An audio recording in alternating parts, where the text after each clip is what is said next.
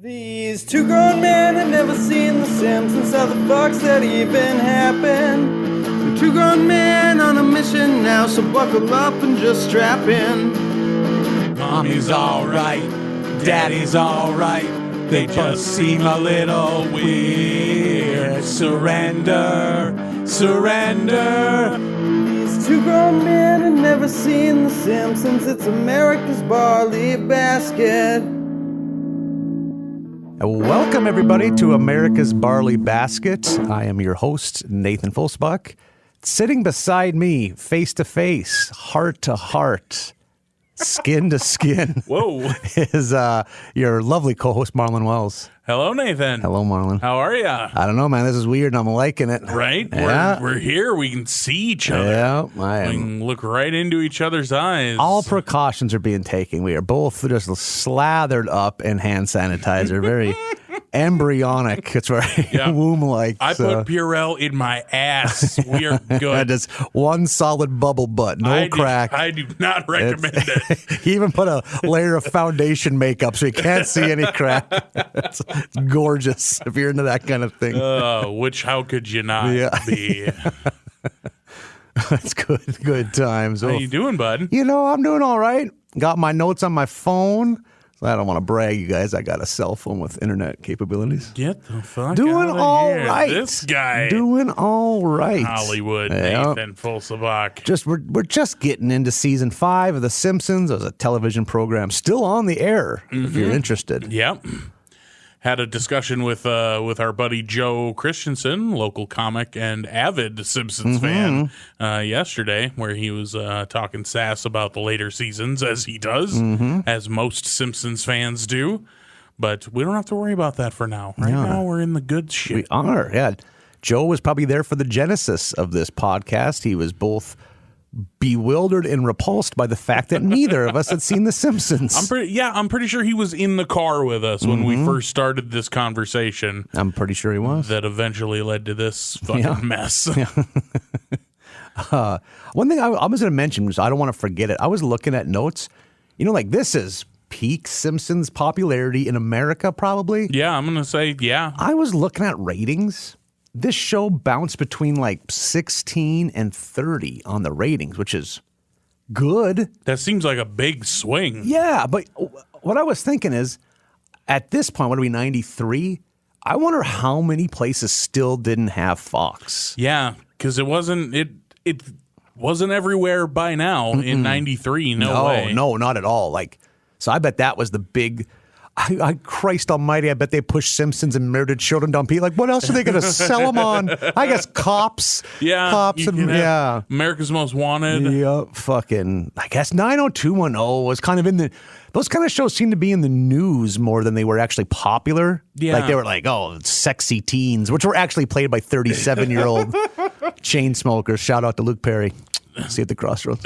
That was one, God damn it. That was one of those shows that everyone talked about, but as far as I know, nobody watched. Yeah, I didn't know anyone who watched exactly, 90210. Or Melrose Place, that was a Also, saucy yeah. one with Heather Locklear. A little hole in that name. Heather Locklear. Oh, Will you man. sign this? Oh, get the fuck away from her. Get away from Miss Locklear. These noises hit different now that I can see you making The them. face, the bottom lip getting sucked in. Watch it. That made the sexy meter spike. I saw it. Oh, man. There's a heart at the top. Listeners, that was a full body shudder out of both of us. One out of repulsion, one out of ecstasy. Yep. I was the repulsion one. Right away I was sickened by my own voice, and I'm kind of turned on by it. Got these ear goggles on, hearing it all. Go back to recording these on the phone, I think. Could you mail yours in? I'll have a professional voiceover. Just write what you want to say. I'll have someone read it like a script. One of those like softwares that just reads voice to text out loud. Yeah, just Stephen Hawking voice. Yeah, like it's a shitty fucking like clickbait fucking video. 10 signs that Hulk Hogan should not have. I'll watch it because I'm sad. Number 8, Paul Orndorff. Oh, here we go. You're lucky I'm sad, television. It's good to be like this, though. This is fun. This is nice. I'm enjoying. Like, I've been in radio for a long time, so I know that like in person is usually preferred than on the phone. So I think this will be fun. I think this will be a good time. We're nice boys. We never have to deal with like your sub pump going off in the middle of an episode or anything like that. Yeah. Oh man, that sub pump was kind of like the unofficial third host. Just kick in. Oh, here's our extremely monotone friend, Sumpy. Yeah. Oh, Sumpy. Yeah. I can't quit you. We got Simpsons to talk about, my man. We are in season 5, doing episodes 6 through 10 today. Let's talk about the Simpsons. Let's talk about each other. That's all we talk about on this show is the Simpsons. I thought maybe we could use a break, but why not? I watch so many sitcoms. I'm so cultured. We want to go designing women. I'll drop designing women. See, I don't know designing women, so that would be I wouldn't be much help in that. The Fulsbuck family was a staunch Monday CBS lineup. A lot of Murphy Brown, Northern Exposure. Speaking of which, there's a local connection with the Northern Exposure. That was what our strip club was named. Oh, right. Until CBS sued them. Yep, until CBS was like, no. You can't. That being said, pretty good name for a strip club. Yes, exactly. Yeah, they got a little CBS had to get a little C&D, a little cease and desist, and ruin all the fun. You don't like wordplay? Oh, fucks. Let us have a little joy. It's winter 9 months a year up here. Yeah, by all means, spoil our fun. Yeah. Oh man. Fucking Les Moonvest or whatever that dude's name is. I wonder how off-put out-of-town strippers are by how polite people are. Just rigid farmers in town for big iron. Yeah. And not rigid sexually, rigid emotionally. And just hands at their sides. Yeah. Just, okay, excuse me, miss. They're like a kid in line to get a scoliosis checked. Stand on the table. Oh, great. I get to take my shirt off in front of my friends. That's what I want when I'm 13. They're just standing at the stage to tip, arms at their side, just shaking, just vibrating. My grandma worked for the county nurse in our county. I thought you were going to say for Northern Exposure, the strip club. One day she casually leaned over and dropped some hot takes on which kids had scoliosis. Hey, don't tell anybody. Grandma, I don't think you can do that. Yeah, exactly. It's probably illegal, definitely immoral or unprofessional. I think that's a HIPAA violation. Yeah, that's not the T, as the kids would say. Well, you can't, like, it's a small town. You're gonna find out. You know the kids that look weird riding a bike. That's the other thing. Scoliosis, pretty easy to pick out on the street. I just sat up more upright, just unconsciously. I just realized that whenever I hear shit like scoliosis or see a hunched man in Walmart, you stand up a little straighter. I realize I've been slouching for 95% of my waking. I probably slouch when I sleep. Just humped forward. Just curled up in your bed. That's how I envision you sleeping, is like up on your knees and elbows, just tied up in a ball as tight as you can get, just hunched. Why are my muscles so sore? I don't do shit. Oh, my shoulders. Fucking throwing discus? None of this adds up. I'm eating chicken and a biscuit in a beanbag chair all weekend. I did reach for that can of Easy Cheese pretty quick that one time. Sort of rolling away from me. Might have pulled something reaching for that Easy Cheese. Yeah. Oh, my cheddar and bacon. Oh, no. Oh, cheddar and bacon's the fucking worst one. Is that your go-to? That's hot and spicy, baby. That's me. What do you go for? Just a regular ass original. American? Whatever American it is. Easy Cheese. Man. If I find myself craving aerosol cheese, which is not often. You're such a patriot, it doesn't surprise me. Like, I'm not too good for it. I'm not trying to say that I am, but boy, that cheddar and bacon one. Yeah. That's my thing. On chicken and a biscuit. Really? I Yep. eat plain chicken and a Oh, I biscuits will as too, well. but I will spice it up with little canned cheese. Cheese and air together at last. If I'm having some room temperature aerosol cheese, it's probably on a Triscuit. Yeah. Which I will also eat plain. Yeah. Oh, yeah. They're definitely in my gonna kill me in my 40s wheelhouse. No, Triscuits are good. They're whole grains, I think. Because nothing has been shown in the last 20 years that grains aren't really a human's jam. I just bought some Honey Nut Cheerios that proclaim whole grain, good for your heart. I'm like, no grain, good for your heart. Fish fillets and green beans. Right. Getting some sun. No, man, I've read about it. Walking is good for your heart. Yeah. My tootsies hurt. I'm a delicate boy. Oh, my shins. I had crippling shin splints when I was like 23. Oh, It was no joke. That's a low number for I shin was splints. like it's because you're an athlete, Yeah, right? exactly. All the marathons. Well, I decided I'm going to break out of my comfort zone and play beer league trivia, or trivia. That's more my speed. Beer league softball, and I was not cut out for it. Oh, I have an old trivia accident. Yeah. Flares up when it's cold out. That trivia elbow. I can tell when it's going to rain because my trivia knee starts acting up. Oh, God.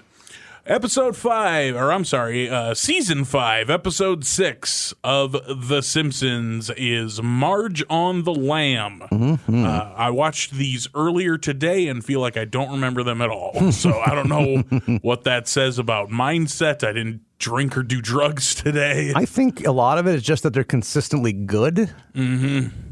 And like there's no real flashback episode. There's no best of compilation yet. So like just a good chunk just a good ass episode. A good ass episode just blends in with the wallpaper because they're all good ass episodes now. And I'm assuming too that like the little that I know about The Simpsons, I don't think any of these are like like part of the canon of like these are the 20 greatest Simpsons episodes. I didn't recognize any of these. I mean, like we had Mr. Plow and Marge versus the Monorail in one episode, not too terribly long ago. And I was like, I've heard of both of these. Yep. So those I knew were something special. These I don't think peak the needle too hard, but they're all good. I'm loving all this group of episodes. So much of the awkward teen. I fucking love the teenager. Yeah, or the sea captain's in a lot of it too. Yeah, he shows up a handful of times. There's real good. That teenager, man, that voice is so fucking good. So this starts off with a public television telethon. Now, did you? Is that person that's reading jokes that don't make sense but everyone laughs meant to be a reference to somebody? Because I don't. That's Garrison Keillor. Oh, I don't know. Like who Lake that is. Wobegon. He was on NPR for 75 years. He's Minnesota based. Robert Altman made a movie. That's like Lake Wobegon. Here comes Mr. Flanagan to go buy his minnows, and then it's like, oh, is that the joke? Oh, and just beloved. Like Robert Altman made a movie based on okay. And then he got Me Too'd. That guy.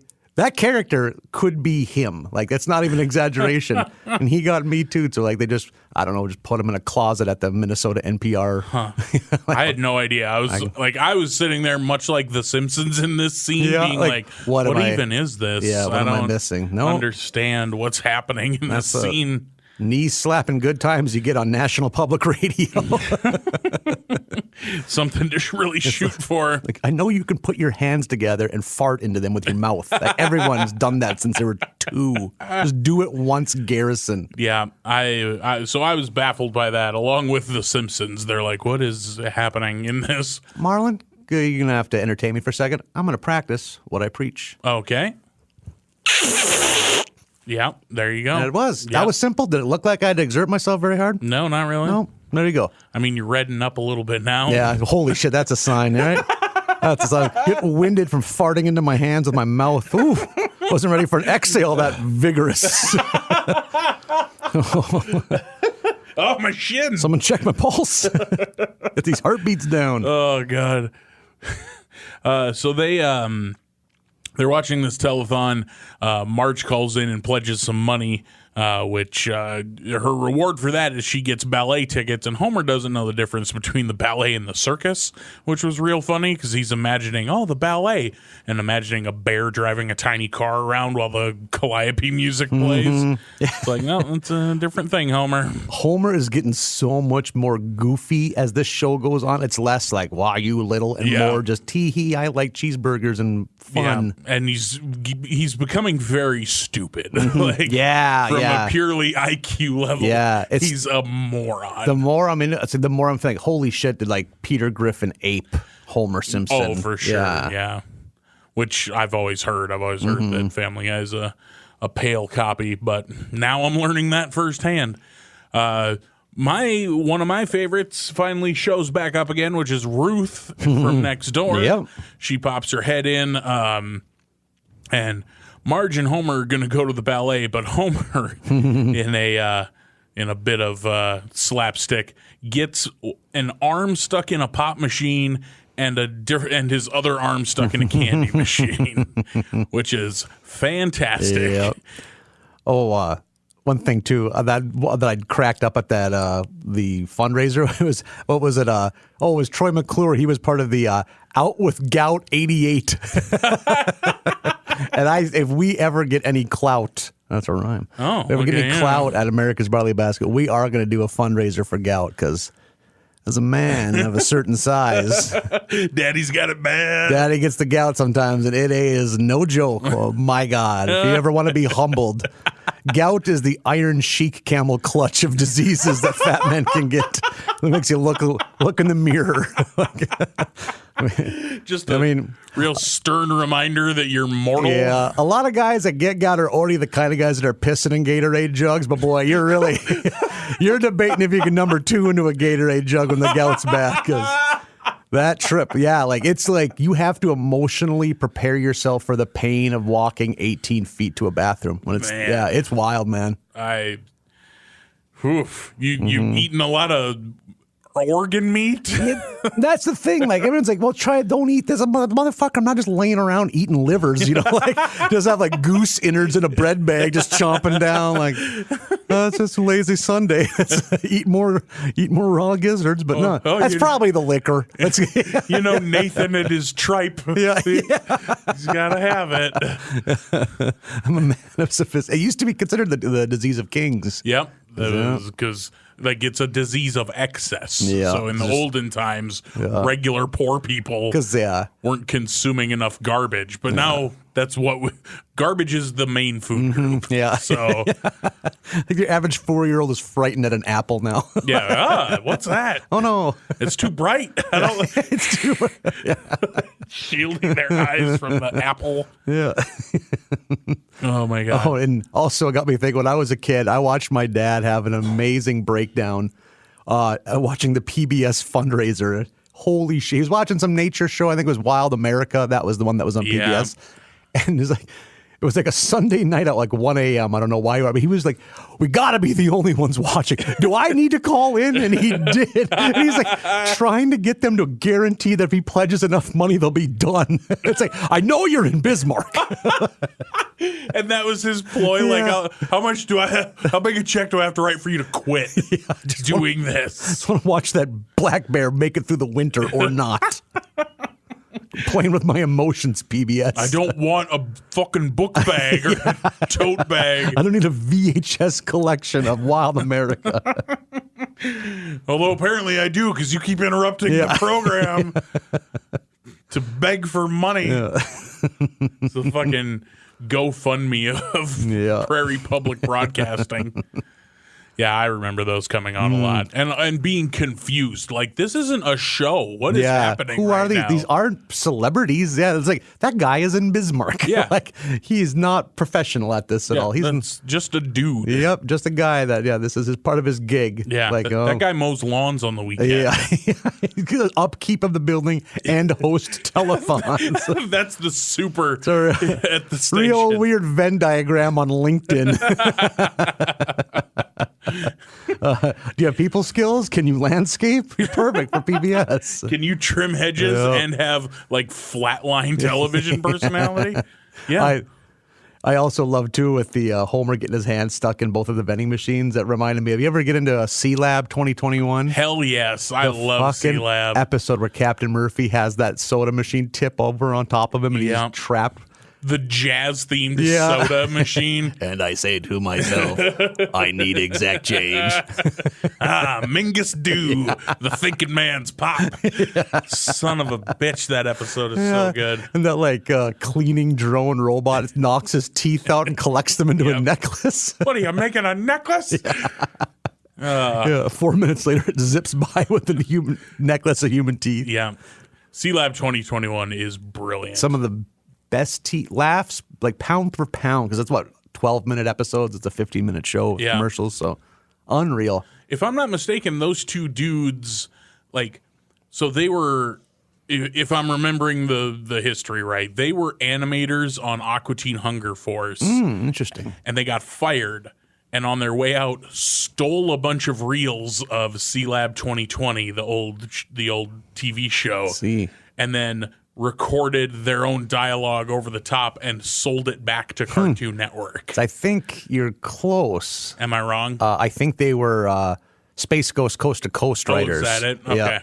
And think of the batting average they have. That show, solid gold, 4 seasons. Yep. 2 seasons of Frisky Dingo, which are incredibly underrated. Oh, man, that show, the fact that show never got what it should have got, that show's brilliant. Unreal. And then 10 seasons of Archer, whatever they're up to now. Yeah. So they've had a hell of a trajectory. Yeah.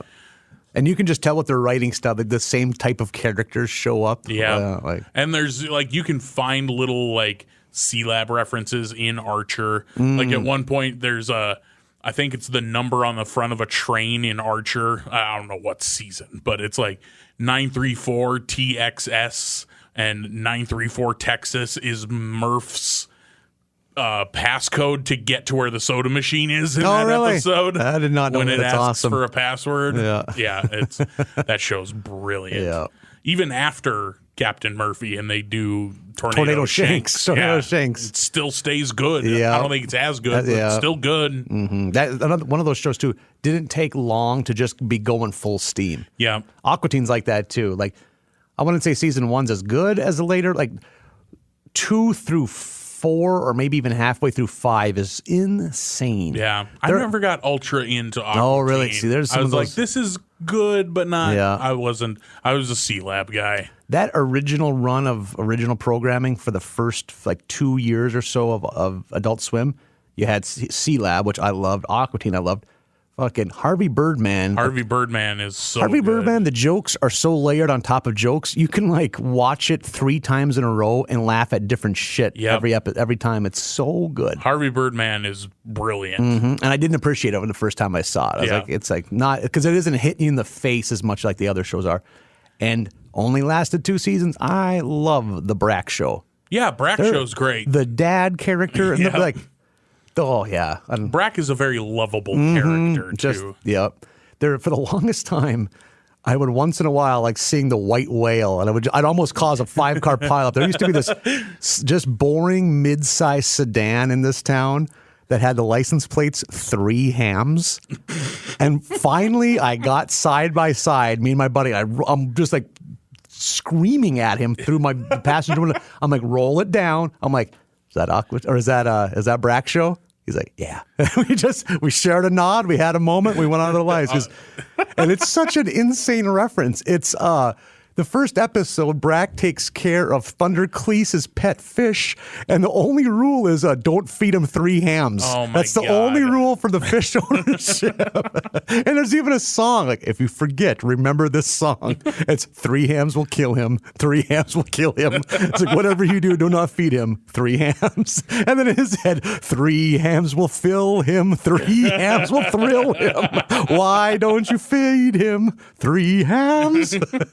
So that's another animated show. Oh my God. We do other things too. Yeah. What a long trip back to The Simpsons. Here's another show that was animated. Yeah, and good. It's good too. I like it. That's my hot take. I think I've decided I like Simpsons halfway through season 5. My favorite. I'm not done yet with Adult Swim. My favorite Harvey Birdman joke of all time, which it's still like the line will just pop into my head every so often. I forget. It's the one with the tiny little inch-high spy. Is that the name of the character? At one point, he's wearing a trench coat, and he opens it, and he's naked and flashes the other characters in the room. And Phil Sebin, voiced by Stephen Colbert, pokes his head in and just goes, "Ha ha, not to scale." And it fucking kills me. I have that line just pop into my head several times a week. Some of the, Stephen Colbert's character, those pop-ins were, again, you're already laughing so hard at the main joke, then he pops and says something ridiculous. Yeah. And then that sidekick character just whispers the most ridiculous shit now and then. To himself, just mumbles. Yeah. Yeah. Or the hippo with the... You get that thing I sent you? Yeah. God damn it. Yeah. Again, I think a lot of that older stuff is on basic Hulu. Does that sound right? At least it was. I don't know now because now a lot of it is on HBO Max. HBO Max got a lot of Adult Swim programming. Really? So I know C-Lab and Harvey Birdman are on there because they're in my queue on HBO Max. I've always wanted some of the more unsuccessful shit to pop up on one of those streaming like those. There was some insane shows that only lasted a season, like Saul of the Mole Men. Yeah, I remember Saul of the Mole Men. They kill off every character in the first episode except Saul, and he's like the navigator. He's not even a cool space guy. Yeah. No, he's like an underdeck nerd. And the best is all the advertisement featured the other people, like the lead up at like commercials for it. I'm a big fan of Stroker and Hoop. It was like a buddy cop show. And it was, I don't recognize that one. It was, people that love it will take a bullet for it. So it's a diehard fan group. Part of me, like, even though it's really juvenile, part of me really likes Assy McGee, the police officer. Yep. Mostly just to watch him play harmonica. That's the funniest visual to me of somebody farting through a harmonica. Yeah, there's laughs. You're lying to yourself. You're not letting yourself experience joy if you don't laugh at Assy McGee just a little bit. Yeah. The cartoon we are here to talk about is The Simpsons, and in episode 6, as it goes on, Ruth and Marge end up going to the ballet together because of Homer being stuck in 2 separate vending machines, which is quite the conundrum. And they enjoy it. There's a shot of Mr. Burns, who's at the ballet, and he tells Smithers, "Too much dancing, not enough prancing," which I thought was a fantastic line, followed by Smithers saying, "I could do with a little more mincing as well." Such a good joke. They come home, or the night wraps up. Marge and Ruth are gonna be pals and continue hanging out together. Homer is upset that Marge is gonna go out with Ruth on Dr. Quinn Medicine Woman night. Like, Saturday's our special night. What do you mean? What's so special about Dr. Quinn Medicine Woman? He's upset about that. Yeah, and he really thinks he got like a trump card on her, like by her, like that's forgetting their anniversary. Right? Like, how could you tonight of all nights? Yeah. Dr. Quinn night. Dr. Quinn Medicine Woman is CBS's Saturday night lineup was bonkers. Like Dr. Quinn? Could you imagine trying to get Dr. Quinn greenlit in 2020? No, I can't. Or fucking Walker, Texas Ranger. That was a Saturday night staple for years on CBS. Is that CBS too? Yeah. What's the woman's name from Dr. Quinn? Is it Jane Seymour? Yeah. How did that show last as long as it did? I think women found the guy hunky. I think he had a hot minute where he was like a sex symbol, kind of. Okay. I don't know what he parlanced that into. I saw him pushing a mop bucket here in the studio. Called in a favor. Yeah, we bumped into him. I need to get a dental plan real bad. Oh, my God. So Homer is jealous and he's going to head out. Well, she can hang out with her friends. I'm going to hang out with mine, but he can't find anyone to hang out with. Is it in this episode where he pokes his head into Moe's and everyone is so depressed they can't even get themselves up, like they can't rise their heads from the bar. They can't even look up and say, "Hi, Homer."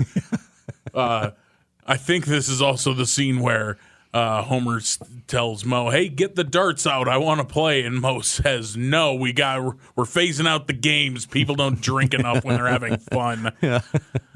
Jesus. Getting bleak at Moe's. What a fucking bar. Lionel Hutz, by the way, is going to babysit because he was rummaging through the Simpsons trash. Can I have this? Was it a bird cage he found in the garbage? Sure. Yeah, the negotiating. He gets $8 and 2 popsicles and this bird cage that he found in the trash. Yeah. Marge and Ruth are out on the town. They go They go to like a country bar. And then they go to an underground nightclub called the Hate Box. Mm-hmm. Yeah, I got a kick out of the Hate Box. Like, this is a perfect name. This is so good.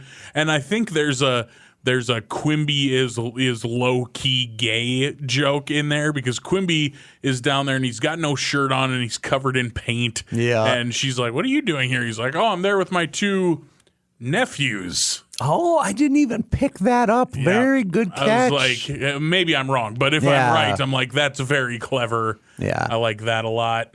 He just seems like the kind of guy that's going to throw himself into a good time no matter what that good time entails. You know? Like, I love that he's got no shirt on and covered in paint. Everyone else has a shirt on as far as I can tell. Right, yeah. That's a decision he made. It's a real weird scene because there's like a punk with a mohawk there, and then Quimby on party drugs. Yeah. Like it's a punk / rave. Yeah. I don't know what kind of party it is. But I don't want to nitpick, but she refers to it as an underground club. Underground clubs do not have giant neon signs that are visible from low-flying aircraft. Right. Not very underground. Yeah. Then they go hang out at the Springfield sign, which Springfield has a Hollywood sign. Yeah. And they're just hanging out, chit-chatting, and they take off when they see a significant amount of smoke coming from Marge's house because Lionel Hutz is like burning documents. Burning documents in their fireplace. And they kind of pass by Homer without noticing. Homer's on his way to the Springfield sign, still lonely, hanging out, and he runs into Chief Wiggum, who has a still up there, which he starts on fire accidentally. This is the funniest Chief Wiggum moments I think we've gotten so far. This whole last 5 minutes, this run of Wiggum, his ghost car hypothesis, and he's like terrified of it. There's ghost cars all over this highway. Oh God, yeah. He's gonna pull over Ruth on some bullshit traffic violation, and she takes off because the car is stolen because she stole it from her ex-husband in revenge for him not paying his child support, which I support. Take that fucking car. Yep. That car's yours now, girl. I love the naive thought of just crossing the border means it's like, you can't catch me now. The state line, Carmen Sandiego destroyed people's idea of how jurisdictions worked. They don't just stop and shake their fist like they do in the game. Right. They don't go skidding up, stopping themselves. Snap their fingers and just go on with their day. Man, Carmen Sandiego was such a good show. Yeah.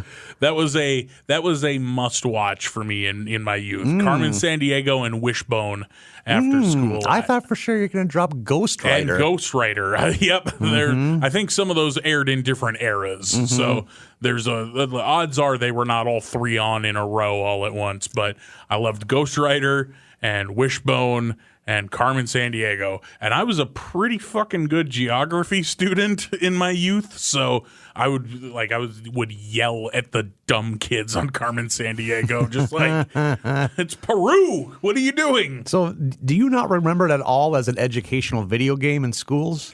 Or is that after your time? Or before your time? I didn't become aware of that until I was well into my teens. There's a huge line of CD-ROM games. That was maybe one of the first CD-ROM games we had in our school. I only remember shitty floppy disk games before that. It's holy shit, this is in color. This isn't magic. That was lost to me. I just knew it as a fun game show with rockapella. Take it, rock boy. And I don't agree with their stance, but good for them to stick to their guns with trying to make an a cappella group cool. Right. Well, that's a hard sell, man. Yeah. Especially at that time. It's we have Nirvana. Yeah, but we got the one guy with a real deep voice. Yeah, none of these guys have ever drank hairspray. They're not cool. Was that your barometer for cool at the time? This guy doesn't huff Pantene Pro V. He's not cool. Look at them with their shirts tucked in and their eyes aren't leaking. Hey, dry eyes, get out of here. This guy doesn't take chlorofluorocarbons to the head. There's a power pop band in the parking lot taking huffs off the Freon of their Toyota Tercel. They know how to party. That's what I'm into when I'm 12. Not Rockapella. I bet Rockapella is just having crisp lemon water, and that's it. Taking a one-a-day vitamin. All alive and healthy right now. Yeah, probably all still with us. Better shape than either of us. Oh yeah, for sure. Not a one of them drowned in a bathtub in their 30s. Yeah. Not a one of them went out before their time. Yeah, They're on pace with their time. So this turns into a police chase after the stolen car. Wiggum, they do the bit that you were talking about where Ruth just turns the headlights off, which makes the taillights go away, and Wiggum thinks they disappeared because Chief Wiggum is an adorable moron. Oh, man, there's some good Chief Wiggum here. Oh, it's a ghost car. Yeah. And then they have him on the news. Kent Brockman is like following this chase on the news, and they're making a run for state line, and then they have to swerve off the road, and they're headed for a cliff. They're going to Thelma and Louise it, which I don't know if this, I assume this came after Thelma and Louise, and that these, right around there. That these are all Thelma and Louise references. I've never seen that movie, but I assumed that's what was going on. And they slam on the brakes just in time after Homer apologizes over the bullhorn for being a shitty, unattentive husband. Slam on the brakes. Wiggum and Homer in the cop car, though, they go over the chasm into a giant mountain of trash in a great pratfall. Sweet, sweet trash. And then they wrap up with something that I didn't get because I assume it's a reference of some kind. The narrator explaining, like, and then this person went on to do this, kind of an Animal House ending, except like the music is super specific, like I've heard it before, but I don't know from where. It's from the show Dragnet. Like an old 60s cop show, because one line killed me. It was Lionel Hutz. He was paid $8 for 32 hours of babysitting, and he was glad to get it. Jesus, you do the math on that. That's so awesome. Yeah, I've heard of Dragnet. Like I know it's a cop quarter show. Of an hour. Wasn't it also a Dan Aykroyd film? Didn't he do a Dragnet movie? Was maybe Tom Hanks the other partner in there? Yeah, I've never seen it. I just know it's a thing. But yeah, and then they do the music, and they do a I guess, Dragnetified version of the Simpsons theme on the way out. So, out with a joke. Out with a weird, non sequitur specific joke. Which I love. Even if I don't get it, I just love the weirdness of it. Yeah, I think maybe my favorite so far is still the Gordie Howe career stats over that. Such a nice touch. Episode. And that's episode 6. I like that we get Ruth back. More Ruth. I like Ruth. Ruth has a real fuck you attitude that I appreciate. And was the daughter mentioned? I think they just mentioned the daughter's doing something. Yeah. Mentioned, but never. Yeah. I think she said. I think Ruth said, "Oh, I got to get home before that naked reporter comes on." Or something like a naked talk show. That must be something, a reference, like a pop culture reference. Which few of these go over my head because I was around when this was. Right. Yeah. Yeah, I missed it completely on what that reference was. But the daughter is mentioned but never shows up. We're up to episode 7, Bart's Inner Child. I paused like I had something very profound to say. It's like, nope, just here's the plot line.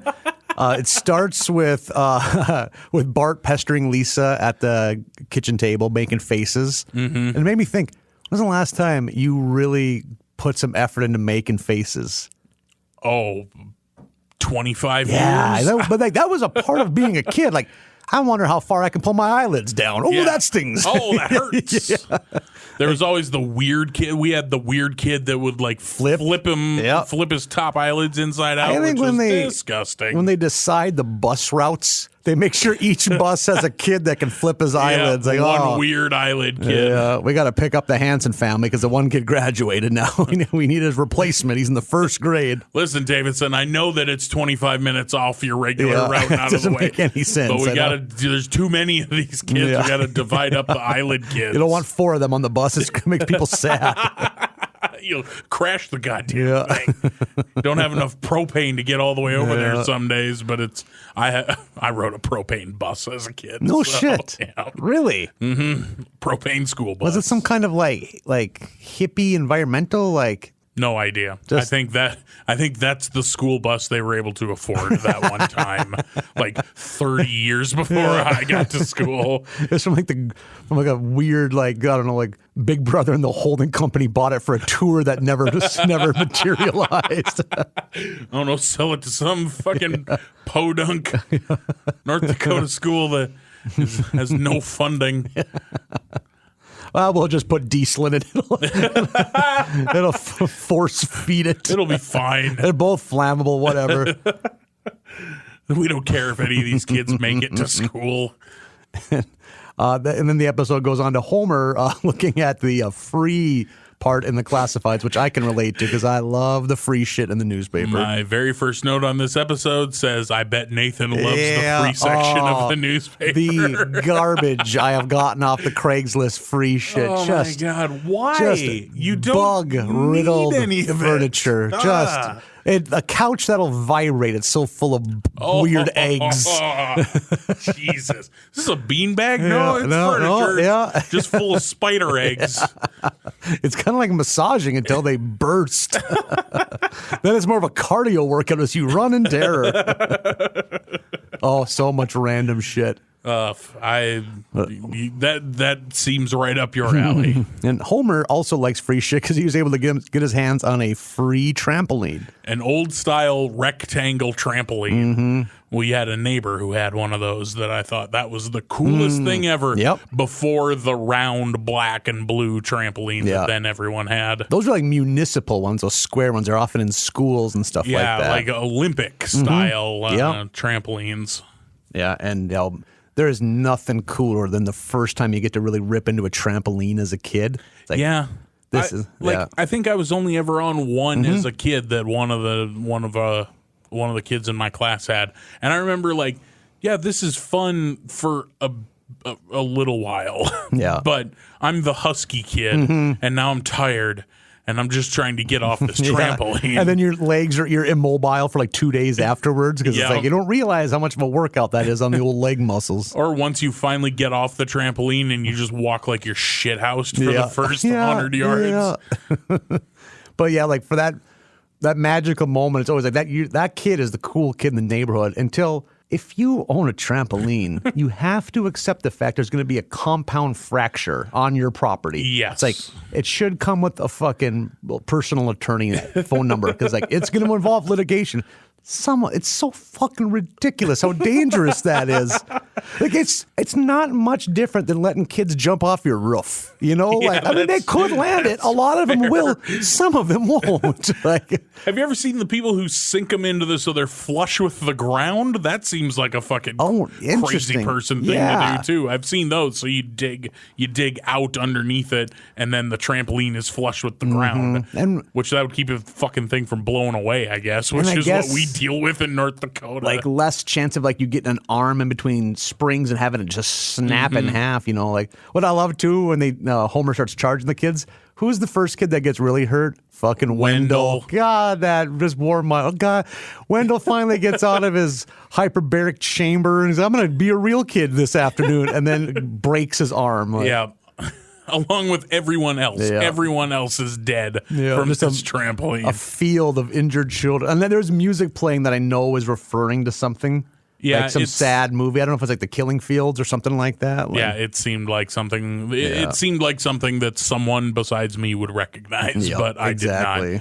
Lisa, she has a line there when he first brings the trampoline back. She says, "This almost makes up for years of shaky fathering." That is some of the little good line out of Lisa. Or I laughed too when when Marge finally, you have to get rid of the trampoline, and he does begrudgingly. They're lying in bed, and the bully's like, let's jump on the Simpsons trampoline. And they're like, the trampoline's gone. Let's jump on their car instead. And you can see their shadows jumping on the car, and those two just lie in bed and don't do anything about it. That's such a great juvenile delinquent, like, A to B type decision making. Not let's go home. No, we're jumping on something, by God. Can't jump on the trampoline. I guess we'll jump on the car. Yeah. So that's kind of when it's they have, like, after all that, it finally it comes out in like a family meeting type thing that Marge is just no fun because of her constant nagging. That's really where the episode takes a turn, and they get into they meet self-help guru Brad Goodman. Voiced by, is it Albert Brooks, possibly? Albert Brooks, I think. Who at that time might have still kind of been a movie star, like in comedies, and I think a lot of projects he wrote himself. But he was a name at that time, definitely. Yeah, 93. He was still doing it. Yeah. So it's kind of just like, that was a thing in the 90s too, just like these best-selling self-help books. I think it's kind of the rise of the self-help phenomenon, and they're doing all the kind of things you expect to see in a self-help thing. Then Bart is obviously doing Bart shit, not giving a fuck, just being himself. And unbeknownst to everyone in the community, Brad Goodman thinks this is a good thing, and we should all be like Bart. Yeah, everyone embrace their inner child. He thinks that this is a positive thing. Yep.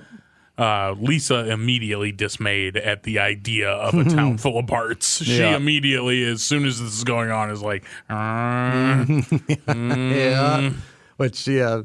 And I thought it was such a fun play that Bart is finally, like, he, like, realizes this isn't good for him, because it's like, I lost my niche, you know? Like, I lost my thing. I was the little bastard. Now I'm in a community of little bastards. And I'm like, this isn't anything out of the ordinary now. I'm old hat. Yeah. Everyone's a fucking, he even says everyone's a comedian. Yeah. Which I thought was very funny. And there was, at the beginning of, like, the sea change of everyone not giving a shit, there's Kent Brockman's talking about it. When he double fists that Ready Whip into his mouth with two cans at once, Scott, I laughed my ass off. You ever double barrel Ready Whip? I've never purchased Ready Whip in my life. Really? What does it get used? Like, that for blasting it straight into your fucking gob. Yeah. I just don't like Cool Whip enough to. I also am not a huge whipped cream fan, so I buy it pretty rarely, and when I do, it is going straight down to the your dome. fucking gullet. Yeah. I'm not fucking around with any of this. Put it on ice cream, and no, Ready Whip is for your mouth. And the town basically turns into a giant street fair that's kind of decadent. Yeah. And it's, just all sorts of silly shit going on. There's a Ferris wheel. Everyone's snacking and laying around. The Do What You Feel festival. It feels like in the Ten Commandments when Moses is up on the mountain. I don't know what Mount Sinai. That's just a guess. Yeah, nailed it. And then he comes back and they're just fucking partying their faces off. Yep. That's what it kind of feels like. Everyone just doing their thing. And, like, I don't know, did Smithers' short shorts do anything for you? Because they were very scandalous. Very scandalous. Like him almost confessing his love to Mr. Burns, but then chickening out was he's like, a real bummer. Yeah, the right time was the boathouse, sort of. The lake house, whatever he said. Christ, I laughed. How about did Patty and Selma riding by naked on a camel do anything for you, or a horse, or whatever? We didn't get to see that foot-long sub sandwich of cleavage on either of them. Yeah. Oh, but you know who did like it? The sea captain. Yeah, he was into it. Those lonely days at sea. That checks out. Yeah, exactly. Yep. He likes snaps a photo. He likes a robust. Serve me well. He likes a robust woman. Yeah, a hardy woman, sturdy, seaworthy. Good flanks on her. He picks out women like he picks out boats. Yeah, this one will float. They finally, things they realize, like, well, they don't realize it. Shit happens before they realize it. The Ferris wheel falls apart because it wasn't properly assembled. Because the guy didn't feel like it. Yeah, like everything's whatever, man. Yeah. Are you gonna shame me? Mm-hmm. Like, yeah. So it's all this kind of fucking self-help speak that was all the rage there for a hot minute. And this is one of those things that the rage against this kind of thing was way more popular than the thing itself. Yeah. Like, I saw 10 different things make fun of this in the 90s than I actually saw it happen, you know? Right. Like, Yeah, It was a everyone. popular punching target. Yeah. Something everyone dunked on was Yep. the self-help scene. Totally. I'm trying to think what's the other thing that goes haywire. It's besides the Ferris wheel. The Ferris wheel crashes into the zoo and releases all the animals. It's a great mix of animals. There's like a moose in there. There's a lion. polar bear. Polar bear, yeah. The city has a hell of a zoo. Like Springfield has what you need it to have. Again, community fire department. Volunteer fire department.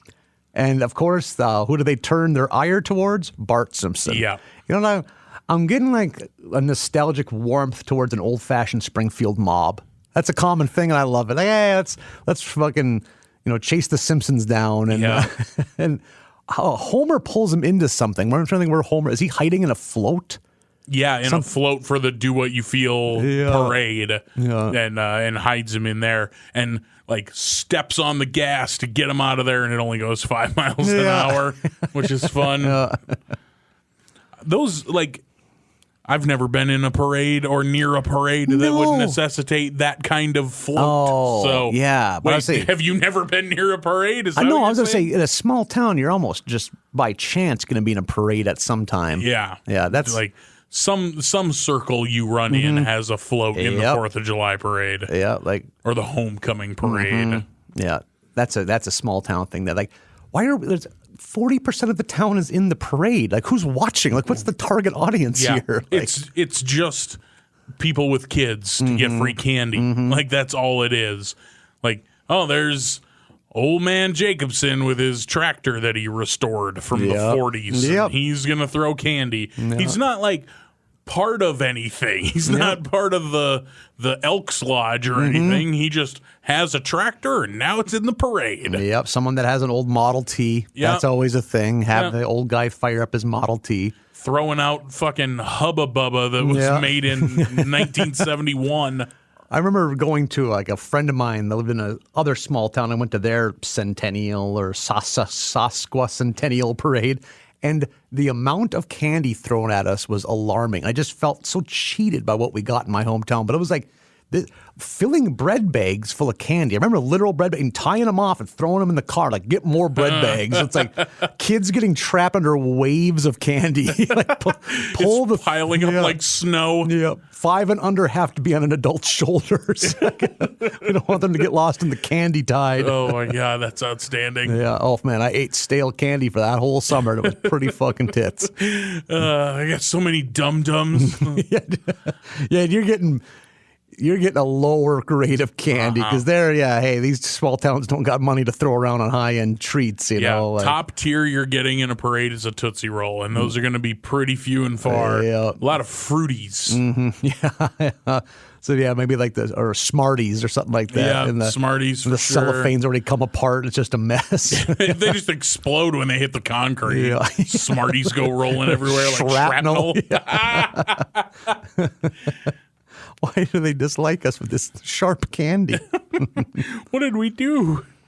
So, they're after the Simpsons. And then, is there really even a big plot twist? Or they just kind of like, no, they just kind of get away. And then they show them sitting on the couch, like each of them thinking, okay, here's the lesson we all learned, but none of them being right. And it just kind of fizzles. But again, funny. Yeah. They're all funny now. Like, this one, probably my least favorite of the bunch. This was the only one that I caught myself being like, looking at my watch like, Jesus Christ. Because I feel like all the Brad Goodman bits go a long time. Yeah. Like him on stage at that convention. I think some of the weakest moments come when they have guests, like celebrity guests, because they want to show them off a lot. Exactly. Exactly. Sometimes they just feel forced a little bit. Nothing at the level of the George Harrison shit. It's like, this is pointless. Right. But I totally agree with that. See, it's still the throwaway jokes in these episodes, we would be talking about like very in depth in like the first 5 episodes of season 1. Oh yeah, we'd have been blown away. Yep, exactly. But now it's just like you're chuckling every 45 seconds or so. You know, it's like it's pretty steady now. In those early days, think of how long we spent on the RV salesman, and he's in that episode for 60 seconds. Just because it was something funny. Right. Yeah. It was just, it's like, man, maybe we'll get more of this. And there was no more of this. He was gone. Yeah. God, I hope to see him again someday. Come on, Simpsons. That would be terrific. Give us the RV salesman back. Episode number 8 is Boy Scouts in the Hood. I've never seen Boys in the Hood. Nor have I. So I wonder if we missed anything. Yeah. I don't feel like I did. No, not really, yeah. Starts off at the arcade, which always is a good place for us. Martin is playing a My Dinner with Andre arcade game. Yeah, so great. Which is bizarre. Okay, sure. Yep. And how into it he is, too. Yeah, he's like, tell me more, and pushes the joystick. Like, super into it. Bart is playing Panamanian Strongman. So good, too. Which this is like the Manuel Noriega, I'm assuming. I don't know a whole ton about politics of the early 90s. Like, I wasn't old enough to know what was going on, and it was too recent to be in a history book. Yep. That's a good way to look at it, yeah. So what I remember from the Panamanian thing is that Manuel Noriega was like holed up in his like compound. I remember seeing that they had, I think, Guns N' Roses' Welcome to the Jungle blaring on loudspeakers. It's like, what if he likes to rock? Right. Like this. He's like, fuck yeah, man. Oh shit, Mr. Brownstone's coming up next. Oh, here we go. He's doing the snake dance. It's like, yeah, it was a hell of a weekend. I'm pretty sure it's like the Panamanian conflict was one of those like blink and you miss it thing. But I think it's one of those things under the lens of time, and we got a chance to.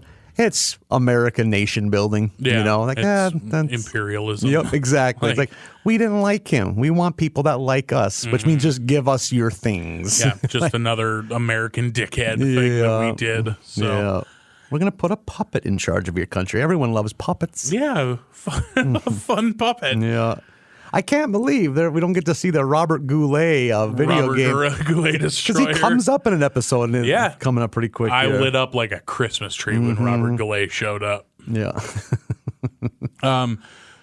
So they lose the Panamanian Strongman video game, and Bart's like, oh man, I'm out of money. And Milhouse says, no, don't say that out loud. And they send security to kick them out of the arcade because they're out of money. I never thought of that. I bet that's a big part of owning or running an arcade is just pushing out the flotsam, like you're just waist deep in 7-year-olds that are broke. They're just slamming buttons because they somehow still get fun out of that, Like, I used to always like judge kids because when I was little, every place, if it served food hot, there was a video game because it was the 80s and shit was big, I was remember like, when you're 3, you don't know, but you're just pounding, you like the lights.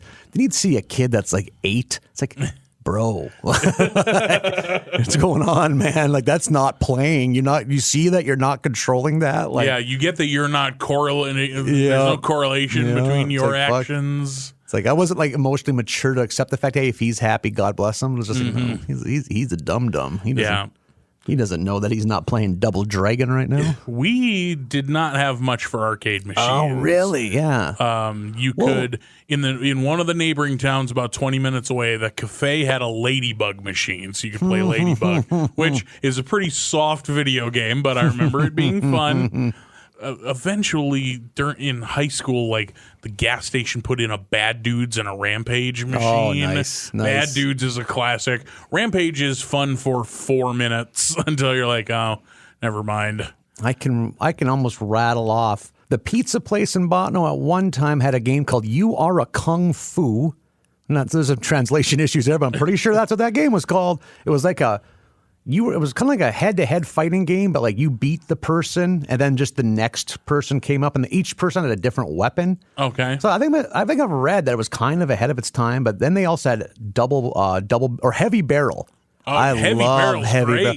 I watched a grown man. I think he's probably 20, but I was 7, so he looked like a grown man. Like I watched him beat that game in like 45-minute marathon. I just sat there and drank the water that I asked for in the pizza place because I ain't got money. And I was like, if that man said, get in my car, would have been over.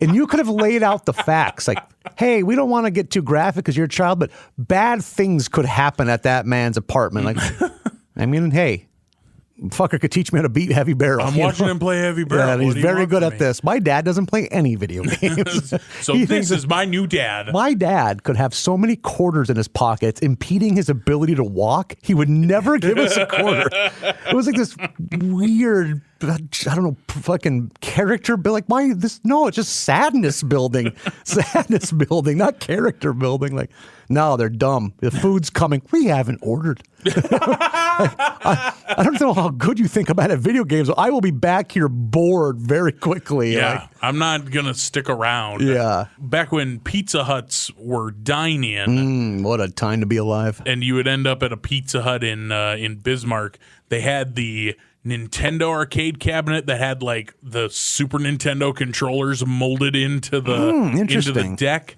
So instead of a joystick and whatnot, it's just two controllers permanently attached on there, and you could play like one race of F-Zero for like 50 cents or one round of tennis.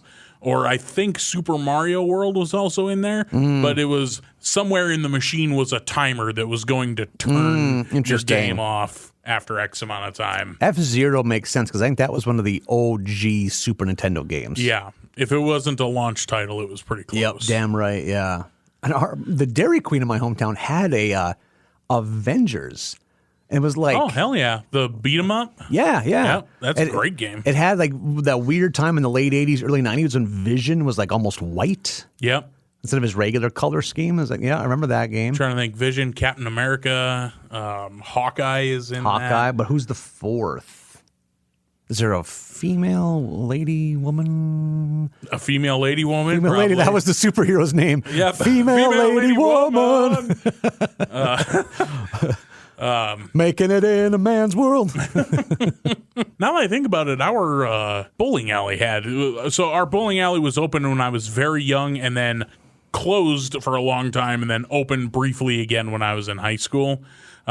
So when I was real young, I forgot there was arcade machines there. They had a 4-player Teenage Mutant Ninja Turtles machine that was a big highlight of my youth. Around that same time frame, you know what was one of my favorite multiplayer beat 'em up games? The fucking Simpsons. That big sure. Simpsons cab, you know? That was one of the last great 1/4 games, too. That was getting around the time where a lot of games are going to 2 tokens instead of 1. That Simpsons game is so much fun. Where, like, Marge swings a vacuum, Homer's clutching a bowling ball when he strikes, Bart has a skateboard, Lisa has a jump rope. Fucking tons of fun. We never had that. The only Simpsons game I played was on the NES. I think it was Bart versus the Space Mutants or something like that. And I just remember it being impossibly hard. Yeah, I remember, I don't know I think there was a previous Simpsons game that was even, like you had to spell words and get letters and shit. I never really knew what I was doing, it seemed like. But that arcade beat 'em up is fun as shit. Yeah. You're just slapping buttons, looking at lights at some point. That's all you're doing. Yeah, exactly. And just having a good, it's a lot like the X-Men game. Yeah. I remember playing a lot of Spy Hunter in that bowling alley as well. Thinking you're going to beat it. I don't think Spy Hunter ends. Yeah. I think you just keep driving into trucks. Like an Atari game. It's just, nope, this is, you just keep going until you're tired of it. That's the end of the game, is when you're tired of it. So the boys get kicked out of the arcade, and they're sitting there, and we go to Homer, who's at home, and drops a peanut under the couch, and while he's looking for it, finds a $20 bill, and is bummed. Like, I wanted my peanut, not a $20 bill. Then his inner monologue there is so good. Like, $20 bill can get you peanuts. Please explain. Yeah. Well, you can trade money for goods and services. And then he's excited. Yeah. He has to remind himself how money works. Yeah, Homer's just getting dumber and dumber. Yeah. The 20 blows out the window and finds its way to the arcade and lands at the boys' feet. They decide that they're going to spend this 20 on an all syrup squishy at the Quickie Mart. Apu is like tentative. He's like hesitant to even do this because he thinks it's going to be dangerous. Yeah. And the machine is like rattling and then feels like it's going to explode. And it spits out this all syrup squishy. The boys get loaded on this all syrup squishy. Just absolutely as sugary as they can be, as cocaine as Milhouse and Bart can be. and they decide to have a musical number, which I didn't think we would see as many musical numbers on this show as we have, but they have one of those, and they kind of wake up in the morning after a bender, which I love that they portray this as, this is what it's like to drink way too fucking much. So they get up, and Bart, in his sugar stupor, has joined the junior campers. Which is a good thing. Yeah, like what a fun thing to wake up to. Like, oh man, I joined a young boys camping fellowship guild. Yeah. That's like you wake up in Vegas with a wedding ring. Like, what did I do last night? And I think they did a good job of capturing how much $20 would seem like when you're 10. Like an entire night out. Yeah, or just, I remember like the idea of owning a $20 bill would have just been unfathomable to me. Like, yeah, that was a lot of money. Yeah. I remember getting $16 once when I was like 8 years old, and I would just lay the bills on my bedroom floor and sit and stare at them and just not even be able to comprehend like the things I could buy. Look at all this money. Yeah, what am I going to do? Am I going to let this change me? Now that I'm rich, am I going to keep grounded? Yeah, I do like that Milhouse's regrettable thing was getting a swear word carved into the back of his head. Yeah. And we never see it, I don't believe. No, but Skinner does, Skinner, is appalled. He's going to completely shave him. Yeah. Which I was hoping we were going to cut back to. I was hoping we were going to see a bald Milhouse, and we didn't. I bet if a principal grabbed a young boy and shaved him against his will in 2020, be a hell of a... headline? Yeah, parent-teacher conference. That'd be a real awkward PTA meeting. Hey, don't shave my kids. Hey, how about that? Never thought I'd have to say this, but can you not shave the children? Mm-hmm. Did you ever have an edgy haircut at all growing up? No, I had kind of a mullet in my like late high school, just short on the sides, long in the back. Nothing major. It wasn't a Kip Winger mullet or anything, but it wasn't permed. No, it wasn't. I have naturally curly hair. True, no need. Permed by the Lord. Yeah.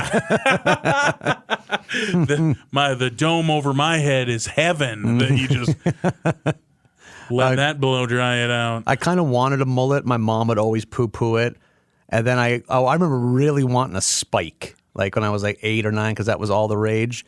Basically just a flat top, except a little longer, but then just hairspray the fuck out of it. So you have like a prickly head of hair. Oh, okay. I just remember being told that my forehead was too large because my mom knew what kind of kid she was raising. Again, grown man head since, 18 months old.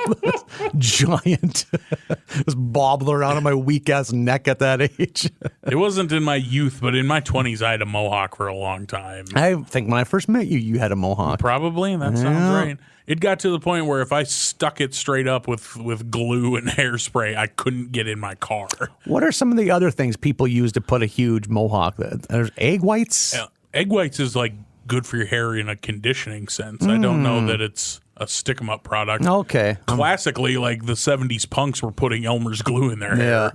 I just used hairspray. Oh, okay. I don't know what anybody else was rocking, but yeah, at one time I had a beard damn near down to my navel and like a 14-inch tall mohawk. Yeah. What a different time. Yeah. Call that look unemployable. Yeah. While I was working at a strip club, you weren't expected to be classy. Yeah, exactly. Oh, what a time to do it then. Yeah. Right. Yeah. And if I ever needed to go to a fucking funeral or something, I could just lay it down. I could just sweep it back. Did you sweep it back or flip it to one side and be a sad boy? I would just Marlin down in the dumps. Yeah, just nice emo swoop, just Manson, like late model Manson. Fucking pretending you're a vampire or some embarrassing shit. Come on. Jesus Christ. You've seen the photo of me with finger armor on. Like, I'm not above it. I've already dipped a toe in that pool. So that's one for the Patreon someday. Yeah. You and I's senior photos. Yeah. Oof. Eesh. Handsome boys. I regret nothing. Nice boys. Before we get too deep, were you ever in the Scouts? Was the Scouts offered? We didn't have Scouts where I came from. Cub Scouts, Boy Scouts, none of that. You could join 4-H or you could eat shit. That was those were the two. You could just sit and watch erosion take place on the farm. let's watch the topsoil dissipate, or you could be in 4-H. Yeah, pick one. I was in for a hot minute, for maybe a year or two in Cub Scouts. I think maybe I've touched on that no dads volunteered. Not that it has to be a dad, but none of the dads volunteered. So just some mom that already has 19 things on her plate had to do it. So just what we did was we hung out in a church basement and played Monopoly every Monday. Okay. Yeah. That sounds great. In Cub Scout uniforms. There's like, why are we even bothering? Why do we? And I remember me and my friend Damien, who listens, shout out to Damien, we were walking to Cub Scouts. So we're like, I don't know, 9 years old. And a bunch of college kids, because Bottineau has a college. There's some air quotes Big there. Air quotes in college. Yeah, it's a 2-year school. It's the 13th and 14th year of high school. But anyhow, some college kids fly by on a Jeep Wrangler and holler something at us. And I figure, hey, this is the time to be a man. I walk proudly in the middle of Main Street and flip them off. Atta boy. All I hear is tires screech and brake lights as that fucking thing whips around. So we're running and bawling immediately. There's children running, hiding. I remember hiding from like garden to garden, like lurking as a Jeep fly. Like, we can just kick the shit out of a 9-year-old. Look at a maniac. Yeah, what was their plan? Yeah. I bet you they just did that once to get us scared of us, laughed heartily, and forgot about us. Meanwhile, we spent 3 hours just like fucking jungle recon crawling under fucking garden wiring, just like sobbing though. I'm so sorry. I don't know why. You're down in the mud eating grubs, writing letters to your family. Never go home. It's a small town. I've never flipped off anyone at a Jeep Wrangler again. Never again. Once bitten. Oh, God. I like that Bart thinks, well, everyone thinks, but Bart thinks that the Scouts are lame until he learns they have knives. Yeah. There's nothing. Knives are to Bart what ponies are to Lisa, apparently. As a parent, you know what you don't want your kid to be? A knife kid. A knife kid. Your kid's either going to be a fucking weirdo or he's going to be a juvenile delinquent. Yeah. Well-adjusted kids are. I mean, knives are cool. There's no debate. But like, if your kid's fixated on them, like, right? Because there were those kids. I remember those kids. Mm-hmm. And it's like, oh man, he's going down a wrong path here. Like, there's a whole section of truck stops just for those weird kids. Yep. There's something about the knife case at a truck stop. Oh, my. Who is this for? Who is this 4-inch wide butt plug shaped punch knife? It's for sad dads who are trying their best. Not trying their best, they're trying, and they forgot it's a kid's birthday and or Christmas, and they got 45 minutes to get a gift. So they're going to get the kid the double-bladed Star Trek weapon? It's like you can only get him so many jean jackets with an eagle on the back before it's like, how many of these do I need? Like, because they're going to get a Star Trek-themed butterfly knife. Yeah. I have owned more than one butterfly knife in my day. Traded a guy a Steve Earle CD for a butterfly knife. Well, both of us teenagers and very intoxicated. Later that night, I'm in Canada, more intoxicated. We used to do, we live so close to Canada. Again, so drunk, just dangerously drunk. Don't realize I still have a butterfly knife. We are coming to the port. So we're all drunk. This is all felonies everywhere. And I lied. You're supposed to declare weapons, and a butterfly knife is a weapon. I forgot it was even in there. My buddy, trying to pretend he's sober, talking to the border agent, I pull out the fucking butterfly knife like a child. I checked this out. I just got it. This is cool. And I drop it. I try to open my door, and I fall out. Then I'm getting hung by the seatbelt. So my butterfly knife is on the asphalt. There are now more than one border agent the fuck?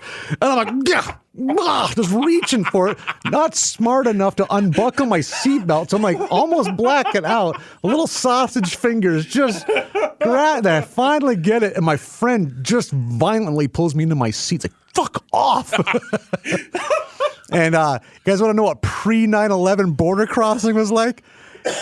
Hey, you guys have a good one. Just waved through there. No one gave a fuck. Oh, my God. Yeah. It was a different time. This drunken teenager with a butterfly knife. Yep. There were some times when they'd recognize us, you wouldn't even have to put the car in park. What are you boys out there? Want to go to titty bar? Like, well, yeah, we sure did. Hey, that's cool. Have a good one.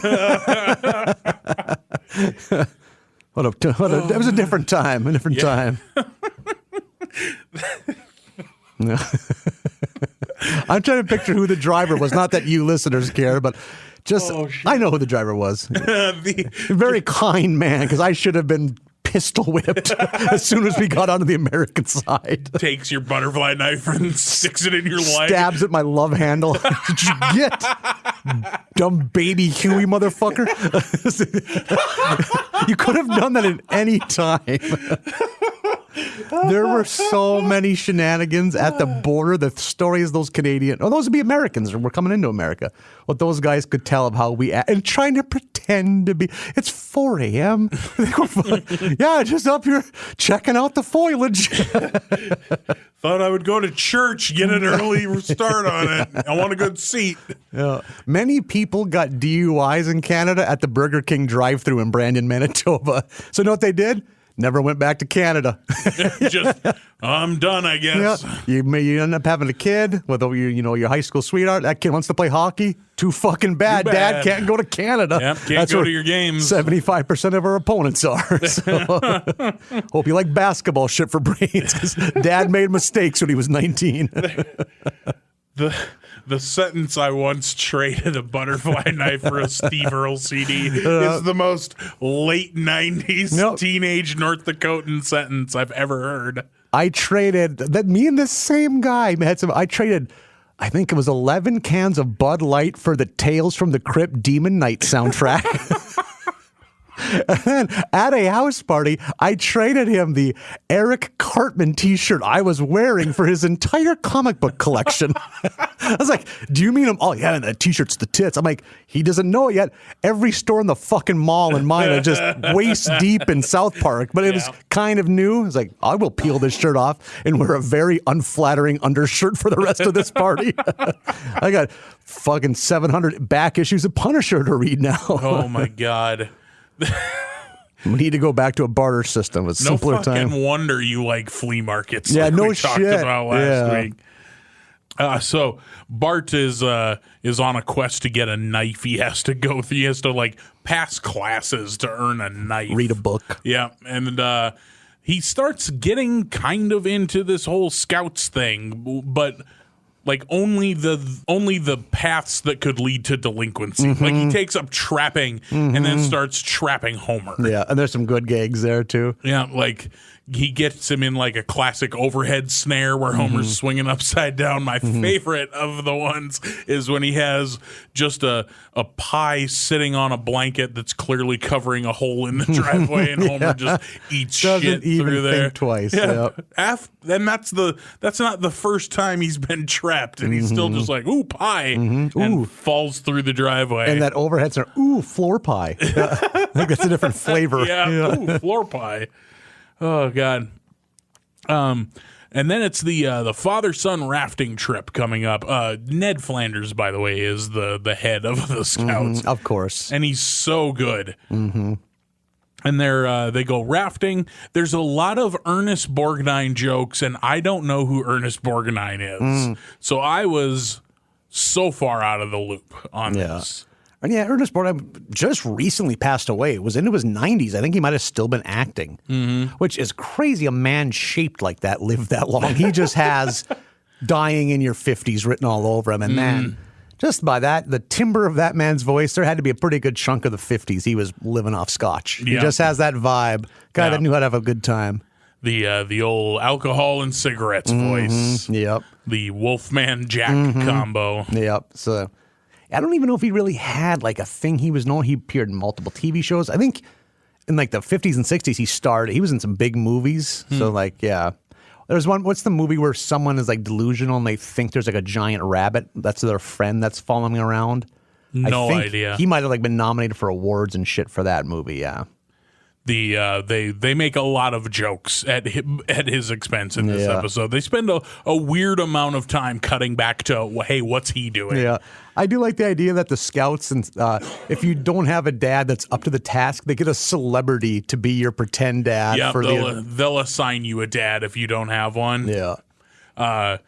At one point, I forget the exact exchange, but Ned, it goes by so quick, blink and you miss it joke. Ned makes a joke, Bart laughs at the joke, and then Homer immediately is like, "You're dead to me, boy." Like not liking that Bart laughs at Ned's joke, which I thought was very funny.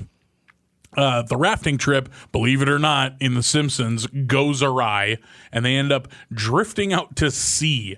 And now you have them trying to survive stranded in the ocean. Yeah, which I thought was, that was a nice touch, too. Which we always think of Springfield being in the Midwest. Apparently, not that horribly far from the ocean. Yep, and sometimes it's in the desert. It's wherever they need it to be. Yeah, well, much like Springfield. It's got whatever you need it to have. A one-size-fits-all city. Yeah. Homer, a horrible person to be stranded at sea with because he's just eating all their food. They're trying to ration the water, but he goes, "My socks feel dirty," and takes the water and washes them. Yeah. Not even washes them, just gets them wet. Yeah. And then, so they're stranded at sea and waiting for rescue. At one point, a rescue plane flies over, and Homer shoots it down with the flare, trying to get their attention.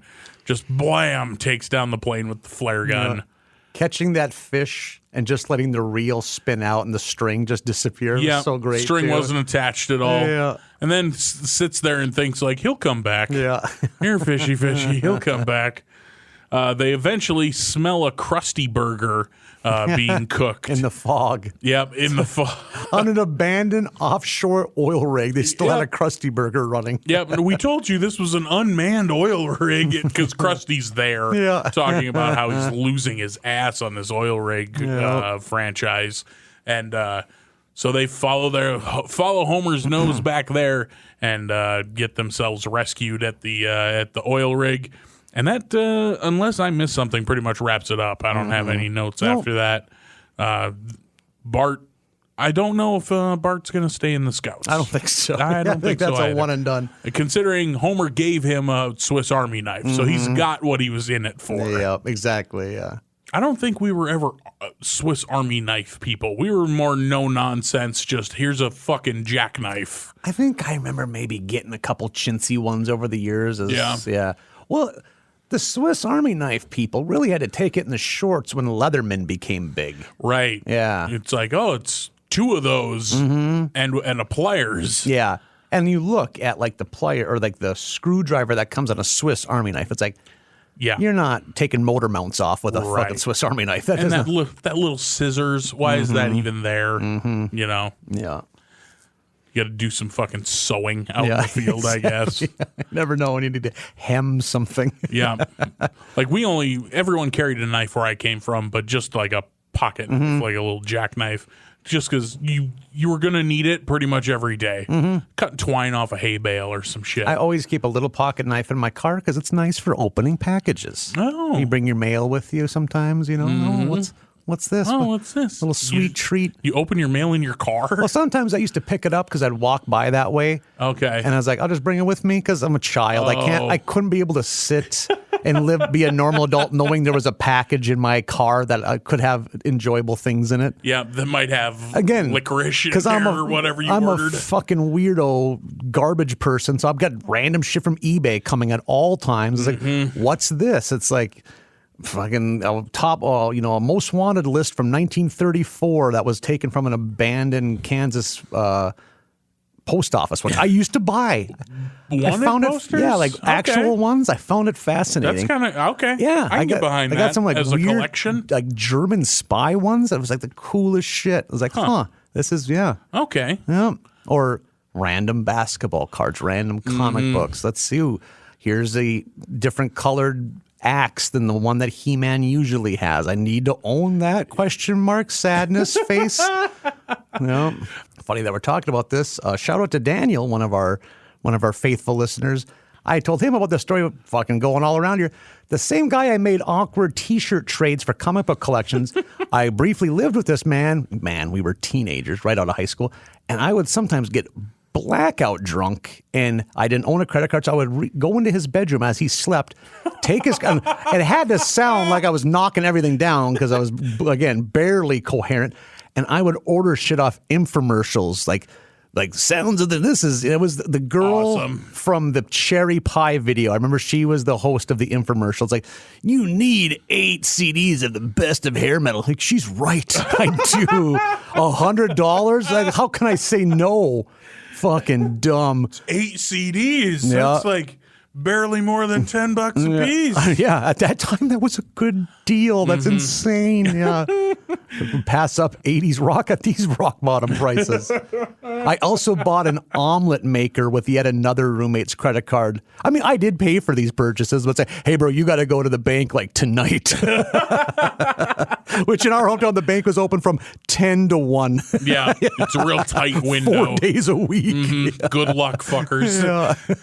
Oh, you want to do something over the phone? No. I remember, like, I finally used the omelet maker like 8 years after I purchased it. It's like after my 9th time moving and having to put it in a box. Like, hey, fucking hey, let's eat omelets. You don't just make an omelet in a pan. Bro, you know you can do that, right? Not if you got an omelet maker, my guy. Oh, and makes them in the little half moons for it, just little cutie pies. Ooh. Yeah, you just flip it in the pan. Okay. I most of the times when I was living, I'm alive now. But when I was in charge of my own kitchen destiny, I did not have a stick type object to flip omelets. I have a fucking mechanical omelet maker, but I don't own a spatula. That was how I lived. Yeah. Yeah. You don't need kitchen gadgets. You need basic kitchen I need utensils. A life coach is the word you're looking for. When you see the shit I load up when I'm moving, it's like it's like a fucking the set of Willy Wonka. Oh, God, I bet it's just a fucking train wreck. Giant silly hats, but you don't own one good pair of shoes. You don't even have boxes. Everything's in garbage bags. Yeah. Why do you own every poster you've ever had in your life? Every poster. I own 20 posters, all purchased prior to the year 2000. Still have them. Why? I take the pin out with care. I roll them up. I have posters of bands that would be so moved that someone still owns a poster of theirs. Do you think they're fucking selling Everclear posters anymore? I still got one.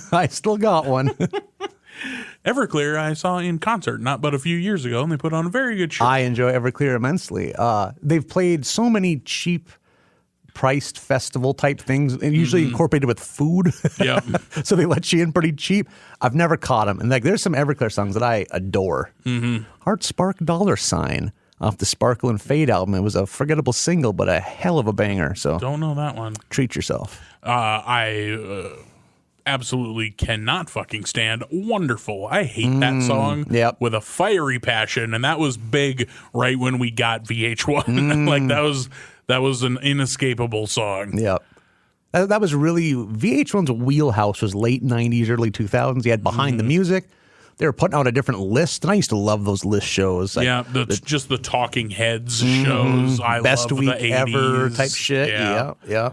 Used to see like a lot of comedians that you like now were on that then. Totally, like I remember seeing like Patton Oswalt on a I Love the Whatever's Greg Talking Fitzsimmons Head show. Michael Ian Black. Like, man, you guys all came through here. I wonder what that was like. You'd stop in, you'd say some shit like, it's basic cable, so the pay isn't good, but they gotta give you something. I'm sure they give you something. Just be weird. Like, let's just go have lunch with our VH1 money. You know, have a few drinks. Yeah, it pays for dinner. Yeah, maybe your cell bill if you're lucky. Yeah, yeah.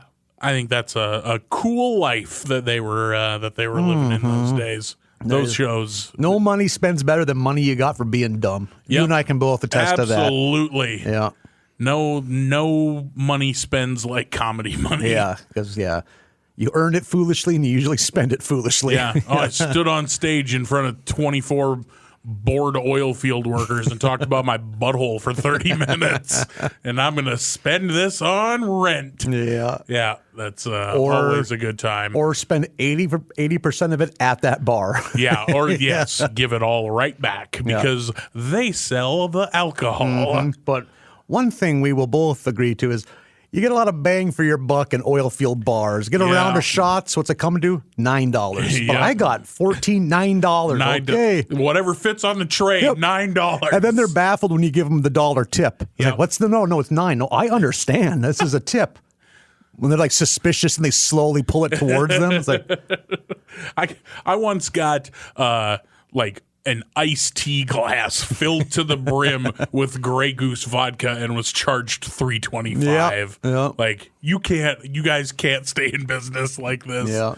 But they do. They never sell it. They don't know what to charge for it. That's it. They have to like smack it against the edge of a table to get the dust off of it. Nothing's coming out. I don't see the word Phillips on this bottle, which means we've never opened it. Yeah. If it's a Guccier place, you got some Kharkov in there too. Yeah. Oh, Kharkov. I worked at a liquor store briefly for like 9 months. In nothing like working at a liquor store in a bad neighborhood. Nope. That's living moss. I have done it as well. To put it in Taco Bell parlance. And Kharkov was the thing that the homeless people came for. We had a guy either called Short Round or Short Stack that would come in. He was both good hobo names. And one time, someone broke a bottle and it got swept up and so it was a mess, just liquor everywhere, some kind of sweet, syrupy shit. It's like, fuck this. I just swept it all into a box, ragged it up quick, and threw the whole mess into the garbage, which that is the siren song for a homeless person. Liquor-flavored trash. A Short Round, all 5'2" of them, flips himself into a dumpster full of glass and fucks himself up. So my buddy says, I'm just sitting there. It's a Tuesday night in the middle of winter. And all of a sudden, there's someone screaming bloody murder. So he has to help a homeless man who's rapidly bleeding out, who like was just down there licking shards of schnapps-covered blood glass. Get that cheap buzz, brother. Another life lesson I learned is working there, and there was like a couple, probably in their 40s, both obviously employed, drove not new vehicles, but they were just not homeless. Right. Like, they were keeping doing all right. Keeping up appearances. And they'd come in right at 5, and they'd each buy 2 travelers of vodka. Then they'd come in like 7 hours later. They'd each get 2 or 3 not travelers, the little single mixers. Oh, the shooters. Shooters, airplane that's right. bottles. Yep. And then at 9, they'd come on foot, and they'd buy about 3 or 4 of them. This was every night. And I'm like, these people, I can talk to them. They're not dumb. And I was like, the math doesn't add up. Why would they do it? And someone's like, dude, because if they got a 175, they would shithouse it in the parking lot and die in front of you. And it didn't dawn on me that there's that level of alcoholism. It's like, well, yeah, they know that it's a bad price, but it's saving them. That it's was like, them rationing. Yeah, it's holy. It's like, Jesus, that depressed it. It is depressing. Working in a liquor store is depressing. Yeah. There was a woman who would come every morning, right around 10 a.m. and like, I'm going to say mid to late 50s, put together, nice hair, nice jewelry, pantsuit, a put together 50s woman. And she would come in there every morning and buy like a dozen shooters of various flavors, various types. And you would every day, because it was part of just how you did it, you would ask, do you want a bag? And she would say very politely, no thank you, and just sweep them into her purse. Like, oh man, this is how you get through your day. Yeah, that's wild. Oh, this poison is killing people. Not good. I used to be a regular that would come in, real Uncle Rico, but probably like 6'5" and ominous, just like a 40-year-old that looks like he's 50 and he's just weather beaten and could tell he's probably kicking people's ass in high school and shit. And would like there every day, and he lived in a camper, which I don't know if you guys know how North Dakota works. Not winter camper. Not ideal. Yeah, and he would like. It's like, must be nice to get to sit inside and work all day. It's like, motherfucker, we're hiring. This is a liquor store.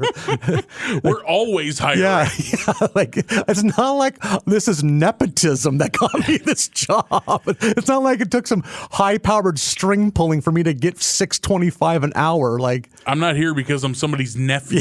Exactly. Hey, bud, if you want this life, I can fucking get you this job. Yeah. I was like, what kind of loser are you that like this is an unattainable goal? Because you know what would happen if he got in there? He'd be like fucking Mario or fucking Pac-Man gobbling shit, but the shit he'd be gobbling would be fucking peppermint schnapps until he exploded in aisle 4. Like, just he's so full of like he turns into a chiseled fucking carpenter, and within 45 minutes he's fucking Veruca Salt. It's about to pop. I think we have really diverged from The Simpsons. Oh, for sure. Yeah, this has gone fully off the rails. I'm going to bring it on back. We're at episode 9, I think. The Last Temptation of Homer. I really got to do some quick recon here. Oh, this episode starts with what is a very diabolical juvenile delinquent prank. Hell of a prank. The work that would go into when you're 10 years old to restripe a school's parking lot. I mean, that's an often a 3-man operation, you know, like that takes all day. Yeah, no. You know what? You want to do a job, you do it by yourself. You know, it's a brilliant prank, though. Paints the lines so they're just barely too narrow. And I like how Milhouse is skeptical and Bart is so confident. It's like it's how close they are, Milhouse, that makes it the perfect prank. Like because it looks normal until they get into their spots, and then it's pure chaos. Nobody can get out. Yeah, which I thought was really nicely done. And oh man, before we dive too much into the plot of this.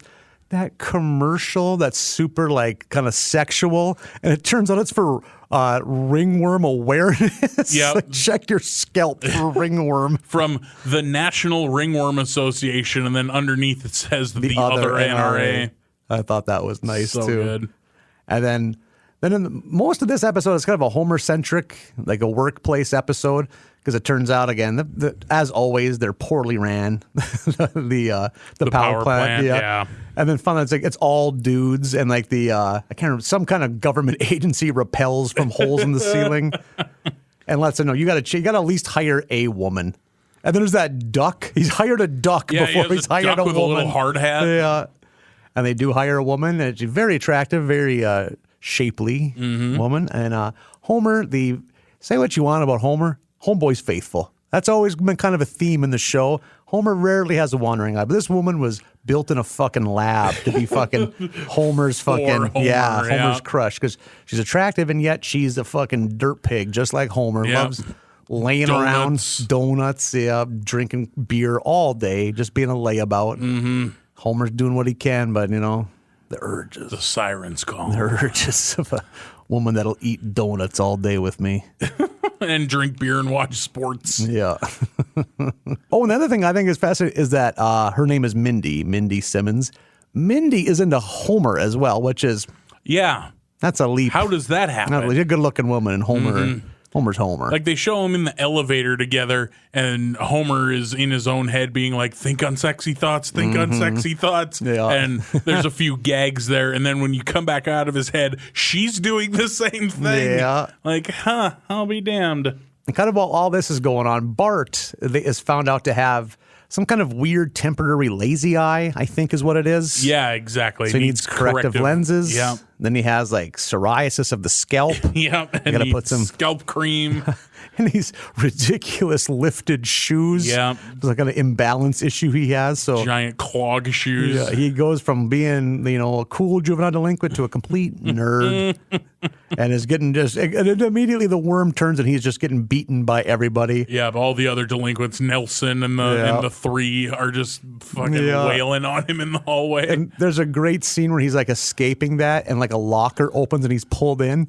And it's like this underground network where all the nerds go to not be, to be ostracized. Yeah, they have a little sanctuary down there. Like they can work on their homework in peace and stuff like that. I think it's Martin that introduces him to this secret part of the school. I thought that was a place we can work on our extra credit without being tortured.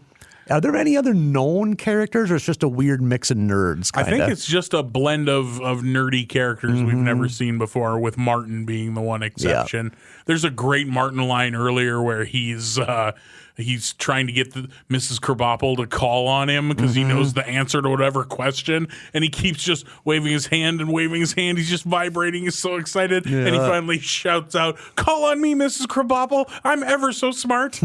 You're right. That's such a... The delivery of that line is so good. Oh, he's great. I enjoyed that.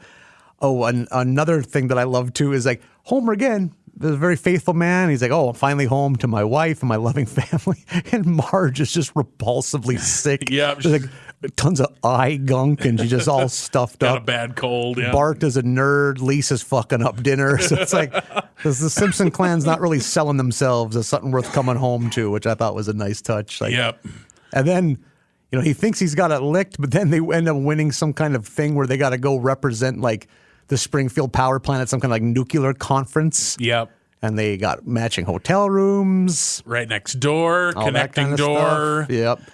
And then they both in another example of she's just as much of an idiot schlub as he is. Mm-hmm. He's like, ooh, free shampoo and free this, and rips the shower curtain down and is like, ooh, free shower curtain. Yeah. And then in the background you hear her do the same thing, ripping the shower curtain down.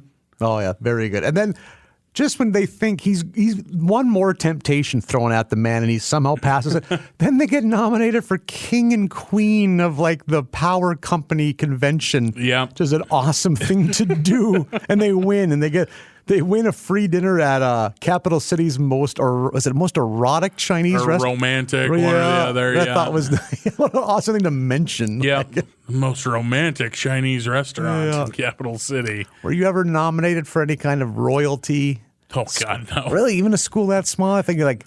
So we did a thing. We know there's homecoming king and queen, but then we did a thing in the winter called Snowfest. Okay. And every group had to nominate a king. I mean, every group. So it'd be like, you're in fucking on FBLA and there's fucking 7 of you total. It's like, fuck, 2 of you got to do it. They're going to cancel our funding if you don't. So, hey, shithead, you're going to run for this, and you got to go to a dance. Did you guys have dances? Did you have fun? Was fun? We had dances in the overturned wagon. Yeah. Every year at Harvest, there was 3 hours of fun permitted. I think there was always a prom, and there was always, I want to say like some winter dance, which is weird because prom and winter are practically in the same season because it's North Dakota. Yeah, but, very good point. Yeah, but for the most part, it was really just prom, and like. You would do homecoming royalty, but there was no homecoming dance. There was no. Oh, really? Like homecoming was just you have these days of school spirit in school, and then there's a parade on Friday, and they play the game, and that's it. Back to normal on Monday. Okay. And I was never going to be any manner of royalty because there was since we were in kindergarten, you knew that it was this popular kid and this popular pretty girl. Those were going to be the two, and they're married today with so 11 great. children or Terrific. something like that. Yeah. They're both you just knew immediately yep, those two are going to be the two. They were once vaguely unhappy for one afternoon when they were 12, and that's the only hardship they've ever had. It looked rocky at recess one day in 4th grade. They tripped in a puddle. Yeah. Their mom had to bring them a new pair of jeans. Yeah. And they were someone nicer than the ones they were wearing before. And then they mended fences and win ever since. And both from both Catholic families, so they were in the same church all the time, just inseparable, this pair. And both from huge to hell with birth control Catholic families. Okay. So I imagine they're going to have 45 kids Good by for the them. time it's all said and done. I always found it fascinating too with schools, just how how things work, what's cool and what's not. Like at our school, once you got to a certain age, it really wasn't cool to go to the dances. Like if you were maybe you made an appearance and you had to leave because you either had to be getting drunk in the woods or at least implying you were getting drunk in the woods, or you're like I'm not going to hang out with freshmen, I'm going to dry heave. That's what I'm going to do. These babies are cut into my barfing time. I got a sweet butterfly knife. I need to go play I need with. to go show a federal employee at a international border. Almost created an incident. God. Yeah, that was a thing. As soon as you turned 18, you got to start going up to Canada and getting blackout drunk and driving 40 miles home. I mean, maybe you want to be driving, but someone drunk would be driving. Yeah, we didn't have to drive to Canada to get blackout drunk. But there's something different. Not to brag. They got silly beers up there. You got your Kokanee. Sure. Your Labatt's. Labatt, which I called Labatt the first time I was up there, and they viciously ridiculed me. Like, grown 50-year-old woman, just like, what do you want, a French baseball bat? I just want a beer. If you had Bud Light, that's what I'd get. Jesus Christ. Just yelling at the ice cooler. You got to finish it outside. So there is another great gag that it's at the power convention, and there's like a little setup for solar power, and they're like, "Oh, does this work?" It's like a guy in like with glasses and a suit, and it's like hippies, like, "Yeah, it works, it works." Yeah. And then they close the curtains, you hear like a violent beat down, and now it's the fossil fuel industry. It's like, that ain't too far off. Yeah, that was, I wrote that one down as well as being like, and here we still are. Yeah. If you want to really feel bad or real angry about the world, watch Who Killed the Electric Car. Probably came out about 15 years ago. Fuck, is it depressing? Oh, good. Good, yeah. I'm looking for depressing material right now because everything's so fucking rainbows and lollipops you need to take the now. edge off of the happiness we're all fucking tits deep in. Yeah, I think, Bart just one day, hey, the doctors say you don't need all that silly shit. Yep. And he gets to, hey, can't beat me now. I'm back to who I was. And they're like, yeah, we can. Yeah, and they beat him up anyway. Trying to use logic with bullies is always something that fails a kid at least once in life. Yeah. I had a friend that was called, he played basketball, and he's a little bit portly, and one of the best players called him, I think, Beefy Tits. And I was like, Jesus Christ. He came back from the holiday break, so there's like 3 weeks we at least didn't get abused every day. He's like, Jesus Christ, Beefy Tits, you're fatter than ever. Were you eating a bunch of fucking Halloween candy? And he's like, don't you mean Christmas candy? Did you? He's like, did I think that was all? Clever retort, Beefy Tits. I'm going to respect you now and pass you the ball in practice. Nope, that just meant the abuse was. It just makes it worse. Yeah. Yeah, it's a lot like talking to adults today. Yeah. I don't know how many mask conversations you have on Facebook, but nothing's changed. Yep. Dope's being fucking dopey. They're all just burn everything. Yeah. So yeah, and then I don't know, is there like a big reveal? But Homer stays true to his lovely wife Marge. Yeah, there's not really a big knockout ending. Like they're Mindy and Homer are getting close to sealing the deal, but Homer sticks with Marge. Mm-hmm. There's like an editing thing where it cuts to someone in a negligee, but it's Marge. Yeah, it looks like, geez, Homer, but no, it's Marge.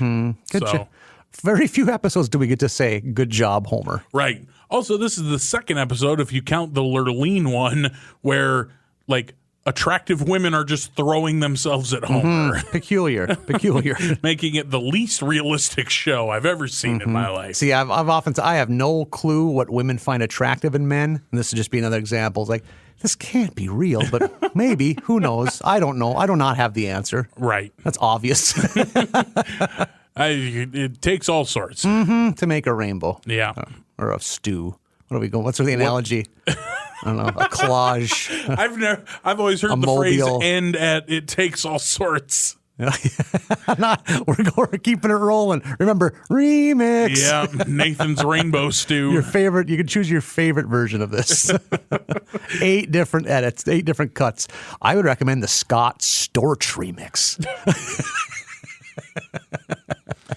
One last episode is episode 10, Springfield, but spelled with a $sign. Kind of like Dallas, I think.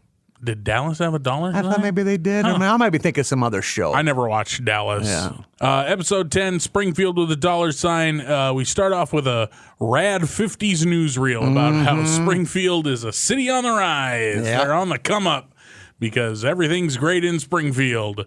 And it's Abe Simpson and is it Jasper, the other old man?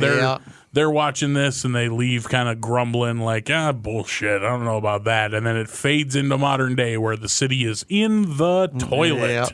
Yeah. What was their? They were built off of galoshes. Galoshes manufactured. Springfield galoshes. and aqua cars. Yep. Which keep them coming, have guys. you, growing up, did you ever see anyone's farm? They have an amphicar. You'd see one pop up for sale when I was growing up around Botno. They had to be horse shit because they sure looked like it. But like, what a trip. Oh, let's see if this works and pull a weird lever and just drive into a lake. And hope for the best. Yeah. Like there used to be like giveaway prices, but now they're kind of, I think they only built them from like 61 to like, I don't know. I don't think they even made it into the 70s, but yeah. Now it's some manner of collector's item, I'd imagine. And talk about something that seems fucking cool on the surface, but I bet it's just a fucking limp dick once you get into it. Well, like think about it, once you're in the lake and you're like, okay, I'm not drowning, everything's fine. Now fucking what? Yep. Like, you just look around? I'm pretty sure they're all convertibles. So I'm pretty sure you spent the whole time in terror that some shithead on a jet ski was going to fly by and wake your ass to an early grave. All of a sudden, it's a perfect storm. Your kids are fucking unloading water. It's coming in too fast. Some kid named Tyler's whipping shitties around in a jet ski. One kid in the back playing a violin. Yeah. This is how it ends. God, yeah, stiff upper lip. He's just, till we hit the fucking bottom of this shitty lake. We didn't have aqua cars. You're forgetting that we don't have water where I come from. Like, there's like one man-made reservoir 20 miles from the farm I grew up on that was as big as this studio. Yeah, that water's probably had some bluegill in it. Poisoned by alkali. Oh, for sure. Yeah, this layer of dead fish bobbing at the top. They say it's the most painful way for a fish to die. There's just an oily sheen across the top. Fish and Game just keeps dumping more in. Yeah, don't worry about it. Yeah. Homer is at the power plant and finds a pair of glasses in the toilet, which turn out to belong to Henry Kissinger. This is a 1993 ass reference. Yeah. Henry Kissinger. No shit. Is he still alive? I think so. Fucking somehow. So gross. Yeah, that man is gross. like Proof that karma doesn't exist. Right. Yeah, like not only an awful person, but like, how are you alive? What ridiculous. He just looks like sour cream in a clear person suit. Yeah, sour cream with a perm. Yeah. Yeah.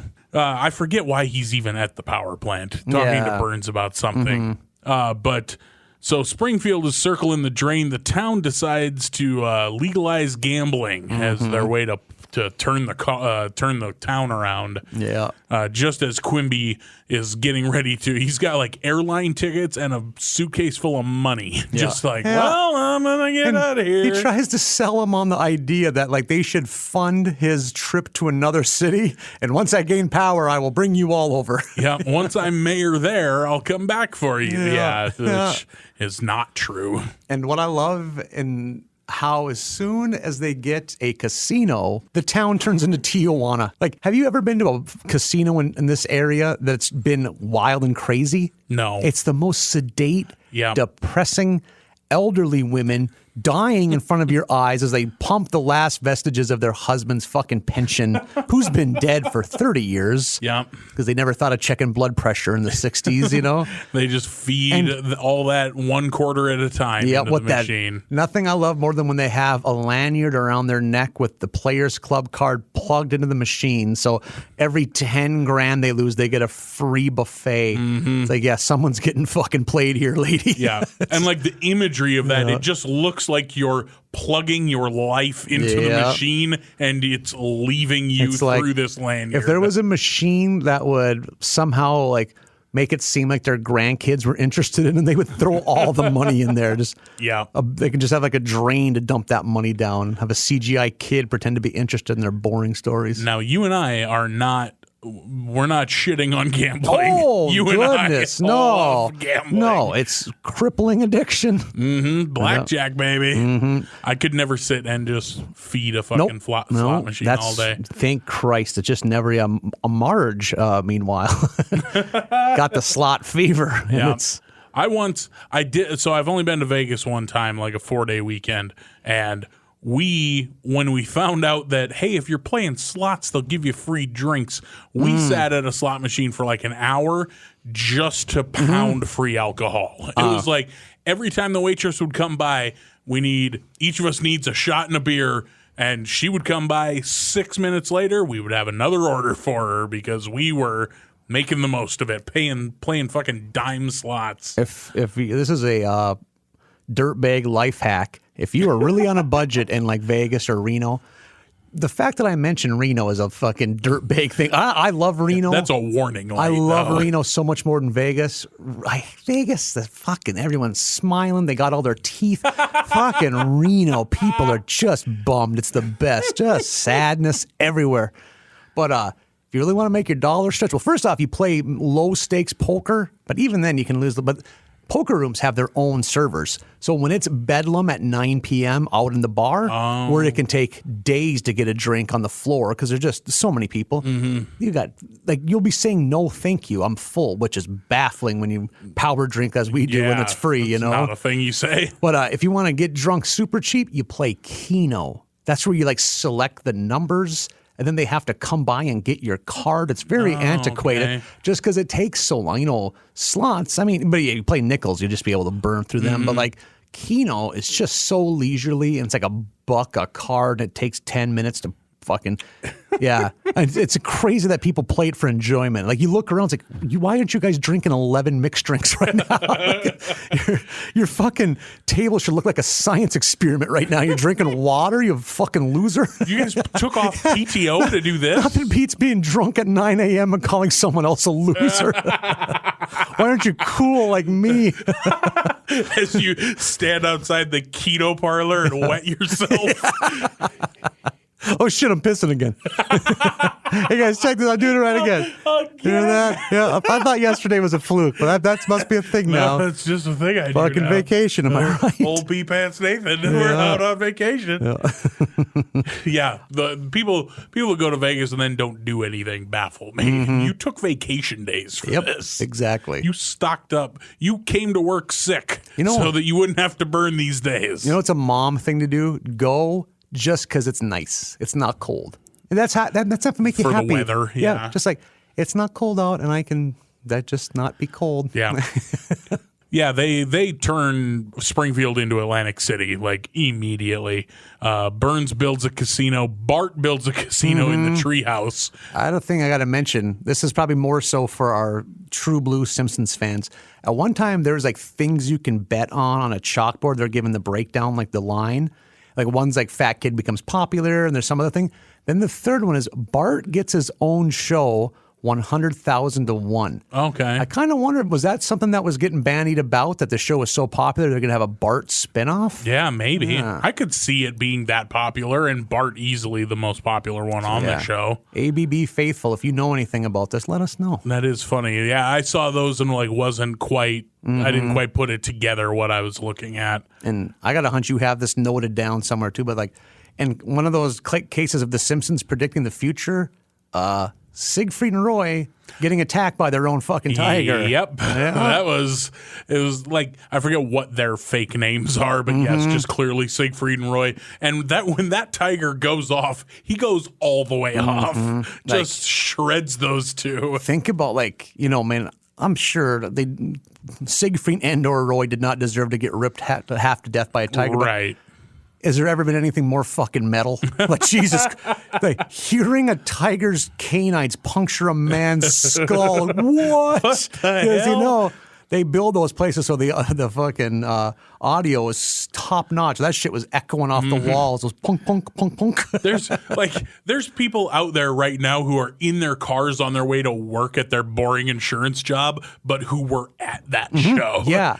Which fascinates me. That there's people out there who were there for it. Fucking Tiger King showed it. Tigers are cuckoo bananas. How are they not in charge? Yeah. Because we have thumbs. Yeah, that's it. That's literally it. Jesus. They are the sharks of the land. Yeah. A tiger, if it was malicious, could really fuck your day up, man. They're so big. Yeah. They're almost twice as much as a grown lion, which I didn't know. Thanks, science, for showing us shit like that. Christ almighty, tigers. That being said, if I ever won the lottery, I would be the guy who would go to the zoo and be like, here's a stack of money. What's it take for me to pet one? Yeah. Like, I adore tigers. The poke. Yeah. I don't want to have one locked in my bedroom closet. I don't want to be one of these asshole exotic pet owners. Yeah. I just want to pet it. Like, how much is that going to take? Yeah, just like when the one NSYNC guy paid $10 million to go to space with the Russian cosmonauts. Exactly. It's like, bro, I'll cut you a check. Let's not pretend like this is legit. You guys are struggling. Yeah. You know? I am one at a time going to put $100 bills on this table, and when it's enough, you tell me to stop. Yeah. And I'm going to go pet that big orange kitty. Yeah, there we go. What do you say? That's all I want. I don't want mansions. I want to pet a tiger. Oh, one of my favorite little subplots of this whole episode is Burns slowly turning into Howard Hughes. Okay, I had no fucking clue what was happening. It was one of those, like, this is clearly something and I don't understand it. Yep. So I don't know shit about Howard Hughes. Howard Hughes did build a balsa wood plane he called the Spruce Goose, whereas Burns is the Spruce Moose. Yep. Like, I knew Spruce Goose was a thing. I knew that was a real plane, but because he, like, gets, like, his hair gets long and his nails get long and he's, like, gaunt. Yeah. And as he's become, like, horribly afraid of germs and just isolated himself. And Howard Hughes was like a ladies' man. He, like, dated he was like a rich He was a newspaper playboy, mogul. yeah. He was Iron Man. Yeah. He was Tony Stark. Because that's who Tony Stark's dad is modeled off after. Oh, interesting. Is Howard Hughes. And then, and Howard Hughes, too, just went cuckoo bananas. I don't even know really how his story ended. Not well. Probably not. Isn't that who that DiCaprio movie, The Aviator, is about? I think so. You're right. Which I've never seen. I've seen most of. I just know that's what it is. That's a Scorsese joint, right? Maybe. I don't know. Those two fucking can't get enough of each other. Sometimes, like, movies, just the cover and the length of it. Like, when I look at that, because that was long enough ago you could rent it. So it's like, God, this just seems like work. Yeah. You know? Yeah. And some of those movies, you give them a try, it's like, holy fuck, that was so good. But, like, man, some movies are tough. I am very rarely in the mood for a movie that isn't going to be fun. Yeah. It's like, you look at it, it's like, God, I should watch this because it's, like, good and it's art. Then you just glance over, you see fucking Meatballs in the 99. It's like, God, I could watch Meatballs for this 47th time. For half the price. Yeah, exactly. I could watch Meatballs. I could, like, watch Meatballs 3.5 times. It'll take me to watch this fucking slog. Yeah. Like, and you watch it, it changes your life. Yeah. Oh, I could watch Sully and watch Denzel put on an Oscar-worthy performance, or I could fucking watch any Michael Bay film again. Or for me now, I could watch YouTube fight videos of people kicking the shit out of each other in a subway somewhere, and not like a subway underground train, a fucking sandwich. Sandwich. Yeah. Oh, I love that shit. It's always like the employee getting mad at somebody and then someone behind them in line getting their attention. Then they turn. That's when shit gets real. That's when shit gets real. Oh, he was saying something to me. He's like, oh, yes, please. I'm not a fan. Oh, man. It's fine. If it comes across my feed, I'll be like, I'll watch this, but I'm not going to seek it out. And if it ever happens in person, I am a very frightened boy when a scuffle breaks out in public. Yeah. Like, it takes me immediately back to the schoolyard at recess being like, that's enough horseplay, fellas. Like, come on now. I've only witnessed one amazing bar fight, man. It was like a 3-parter. It was like a 3-act bar fight. It was multi-generational, multi-gender, because it was like a piece of shit 25-year-old and his piece of shit buddy, and like both of their girlfriends fighting 2 55-year-old men and their spouses. And it was one-on-one, then it get broke up, then it's 2-on-2, and then it's one guy and 2 women fighting one guy, then the women get in, and there was no male employees, so no one's like, and then this dude, I don't know, but he's just fucking, it was at the bowler. It was at a bowling alley. It made it even better. Yeah. He's like fixing bowling machines. Like, what am I supposed to do? Like, I haven't watched this video yet. Yeah, what do you want from me? Break up a multi-generational bar fight. Oh, it was so great. This bowling alley tornado tag match is going to just go off. I also watched another 55-year-old man cold cock seemingly his friend in that bowling alley, and that fucker hit his head on the edge of a table. Oof. And ambulance, everyone. And the guy just sat there casually. Their spouses were there too. It's like, is this what you guys do? Is this just a Friday night to you? I just watch you guys eat club sandwiches and tater tots for an hour and a half, and you just knock each other. I was like, you like fucking jackass? What's going on right now? Like, is one of the wives recording this? Is Like, this your part of your YouTube channel? yeah, like, let's get some content. Content is king. Yeah. Hit me, bro. Yeah, and I mean, it was that sharp hit of like a brain hitting the side of a skull. Like, oh boy. Sounds like a produce mishap. That's a melon. No one's buying that muskmelon after that. Oh man, look at the bruise on that peach. This Yeah, is no not one wants good. this one. Pit is rattling around in there. Yeah. You knock the pit loose. You had a bad one. Another one of my favorite gags in this episode is when Marge is being a derelict mother and Homer's kind of the only adult. Yeah. When Lisa goes into the bedroom to like, I had a bad dream. Well, what was it about? And she just, well, it sounds silly, but the boogeyman. Homer loses his mind. The boogeyman. And I was going to ask, Marlin, as you are right now into the throes of Wells Bells. Yep. Hell's Wells. Hell's Wells. You got it so close. Yeah, so close. It could go either way, really. Has there ever been a truly great boogeyman horror movie made? Like about the boogeyman specifically? Or something No. boogeyman sent, like Babadook was kind of. I was about to I don't say know. Babadook I is enjoyed probably it. as I don't think I'd go close. great, but yeah. Seems like someone's going to put out a great boogeyman. About the boogeyman. Yeah. I feel like there was one possibly even called the boogeyman. There was. Back in like Mid-aughts. the mid-aughts. Yep. Yeah, I was think going to say saw that. 05. So I don't remember it being embarrassingly bad, but I don't remember a detail of it, so I'm sure it was pretty forgettable. seems like something Jessica Biel would have been in. Yep. I don't know that she was, and I'm not Yep. going to look. Very good. Eliza Dushku. Or Yeah. Oh, man. Young Marlin had quite the crush on Oh, Eliza yeah. Dushku from because she was the punky gothy girl in Bring It On, Yeah. the cheerleading film. no kidding. I did that not I know was that. just the right age for. I remember she had fairly much a starring role in the horror movie Wrong Turn. Was that what? Yeah. With like deranged hillbillies. That kind of got to be in vogue. There was Yeah, like the Texas Chainsaw Yeah, kind of Resurrection. the Hills Yeah. Have Eyes round 2 came around with the mutant hillbillies. Yeah, I'm watching tonight. Today's what, the 11th? I'll be watching Psycho 2 tonight. I've never seen the sequel. No, I have not either, and I've heard that series actually gets real good Yeah. as it goes. I've read that too, and it just seems so crazy to me. But I love when shit like that just surprises you. It's like, no kidding. Yeah, Like- I watched. So most of my list of 31 movies I haven't seen. I've only seen like 4 of them, and I watched the 1978 Invasion of the Body Snatchers with Donald Sutherland the other day. Boy, that's a good movie. Damn It's right. an unnerving Yeah, that's the right word for it. movie. The Donald Sutherland screech at the end. Yep. Fuck this. I Yep. was like, nope. Because there's only like most like religious horror or ghost horror doesn't do anything for me. But alien horror and home invasion horror Yep. will both fuck with me all day. What was that mid-aughts home invasion movie with Liv Tyler? The Strangers. I love The Strangers. I didn't care for the And Strangers. I love The Strangers more than the European movie it's based off of that horror nerds cream their jeans over.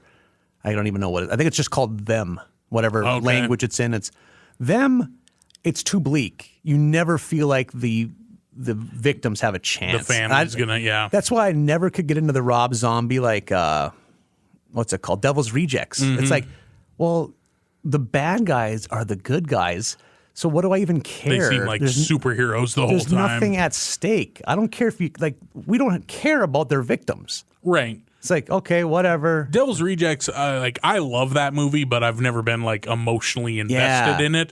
I think Rob Zombie, more than any other director, makes movies that look dirty really well. Yep, damn right. Everyone is always sweaty. Every surface has never been cleaned. And I want to like his movies. Yeah, I like Devil's Rejects, and there's an animated one called the Super the Beasto? Haunted World of El Super Beasto Yeah. that is real good. He, for a hot minute, probably like 10 years ago now, had his own Turner Classic Movies show. It was Okay. Friday nights. And he, the huge library, I don't know what all Yeah. Turner Classic owns, but he'd get to pick a movie of his choosing and show it and kind of talk about why he enjoyed it. I'd watch that. And it was, and he's such a thoughtful, smart dude. Yeah, he Jesus, is. this guy loves this. That's why I was like, I want him to make a movie that I just love because I know he gives a shit, But I always remember he chose a movie called Electra Glide in Blue. It's Robert Blake. It's kind of like a post Easy Rider. Like he's a cop. He's a highway cop on a motorcycle. The Electra Glide in Blue is his bike. And the final scene of that movie is one of the more jarring things I've ever seen in a movie. Just visually and what happens. I won't give it away, but it just sticks with you. Just like the kind of the bleached out colors of 70s movies. And it's outdoor scenes. It's like the blues are so bright and blown out, there you go. Electric Glide in Blue. Write that down for your Netflix disc subscription. Get that nailed. I'm glad we got there. Mm-hmm. Yes, Hell's Wells 2020 is going very well. Yeah. Oh, you're going to watch The Entity eventually? Yes, the Entity is on my list. I had to replace one on my list, a 1988 voodoo film called Headhunter, because it's not fucking streaming anywhere. Interesting. So. Where was The Entity streaming? Do you recall? Is that a Shudder? I haven't looked it up yet, but I assume it is somewhere. So okay. I just make the list with faith that I'll find these somewhere. And Headhunter, the first one that I couldn't. Interesting. So, but I'm looking forward to Psycho 2 tonight. Yeah. Oh, interesting to see how that goes. I will read your social media updates on it. Yes. One thing we have to discuss before we get to the end of this is when Homer is finally getting into Marge's face and getting serious about her addiction. Well, actually, maybe it's before this, but when he refers to the gambling monster, and I call him Gambler. Anytime I lose an embarrassing amount of money on blackjack, I'm going to blame it on Gambler. Gambler! Fist clenched. I can't wait for comedy shows to be a thing again and watch you fall victim to Gambler at all the blackjack tables that we tell jokes Nothing to. beats losing more money in one night of blackjack than you're going to make in a weekend of comedy. Mm-hmm. Yeah. I'm going to get 100 tonight and 100 tomorrow, and I'm going to lose 400 on the first night. Mm-hmm. We've discussed before, you can just not get more money and buy more chips, That's Nathan. true. You can just say no. But how can you go to sleep knowing your money is in that bar? Well, it sounds like you do it anyway. It's But then just more money. Then the rage builds to a point your heart can't take it, and you just kind of power down like a cell phone that's been sitting in a hot car. Damn it. Then you just sleep. The sweet embrace of sadness sleep. I love the image of you just laying there like,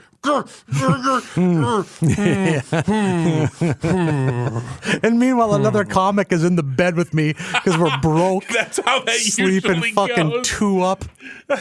There was one night, I think, back in your hometown where they crammed 4 of us into a 1-bed room. Just sleeping. And the best is, I could have went to my parents' house, but also 0.99 thousand drunk. I love comedy. The beauty, in small towns, ain't no fucking cabs. Yeah. If you don't dare drive, you're not getting home. I guess you're gonna stay in this hotel room with 3 other snoring fart sacks. Yeah. God. Oh, the beer breath that just billows out, just hits you like a wall. You go to brush your teeth in the morning, you forget who you've been cohabitating with. Just want to vomit. We all need to have talk to a primary care doctor on the way, call them on the way back to Fargo. How did we all 4 get gingivitis overnight? And it was communicable. It was airborne gingivitis. Oh God, yeah, showbiz, baby. Mm-hmm. So the show continues on. Krusty does. I love that they have Krusty doing an after dark blue comedy set. Yep. All about herpes. Yeah. Then kind of doing a little dice with the rhyming, and everyone hates it. So he just sits on the stage and they sit there in silence. Yeah. Just that's rough. Burns continues to circle the drain. Homer trying to figure out, he's Homer weirdly holding it down from a parental standpoint. Yeah. He's doing okay. your boy Robert Goulet shows up to perform at the casino and gets kind of just shanghaied by Bart and has him perform at the Bart Treehouse Casino, which is funny. And Marge kind of realizes that she's been neglecting the family. Homer really drives it to her head. And then, like, just bullies her about her gambling addiction as they walk down the boardwalk and the credits roll. Just like, hey, remember that dumb thing I did? But you have a gambling addiction. It's like, weird. Yeah. Take that. With your gambling problem. Dummy. Yeah, you neglected your family because you love to gamble so much. That's a real boner, if we're going to quote The Simpsons. Good batch. Good batch. And the more I think about it, the more I really didn't like that self-help episode. Yep, that's the weakest. Definitely the weakest. That was really the bummer of the bunch, for sure. But all in all, we made it. It's good. Bummer in the bunch. Let's type that into Pornhub, see what it comes up with. Because bunch has got to be some kind of gross sexual term in some country. And so does bummer. Bummer, yeah. Be. Oh, yeah, I'm assuming. If you go into a house of ill repute, you're going to be able to get yourself a bummer one way or the other. Hey, how much for a bummer in the bunch? $450? All right. Yeah. You got to ask. You can't afford it. Oh, God. We did it. We did another episode of America's Barley Basket today, Nathan. Good at this. It is clipping along here, going through season 5. We will do episodes 11 through 15 next time around. Yay. You can find us on Twitter at BarleyBasketUSA. You can email us barleybasketUSA@gmail.com. Let's do another 5 next week. I'll be here. Have a good week, everybody. Hey, see you, everybody.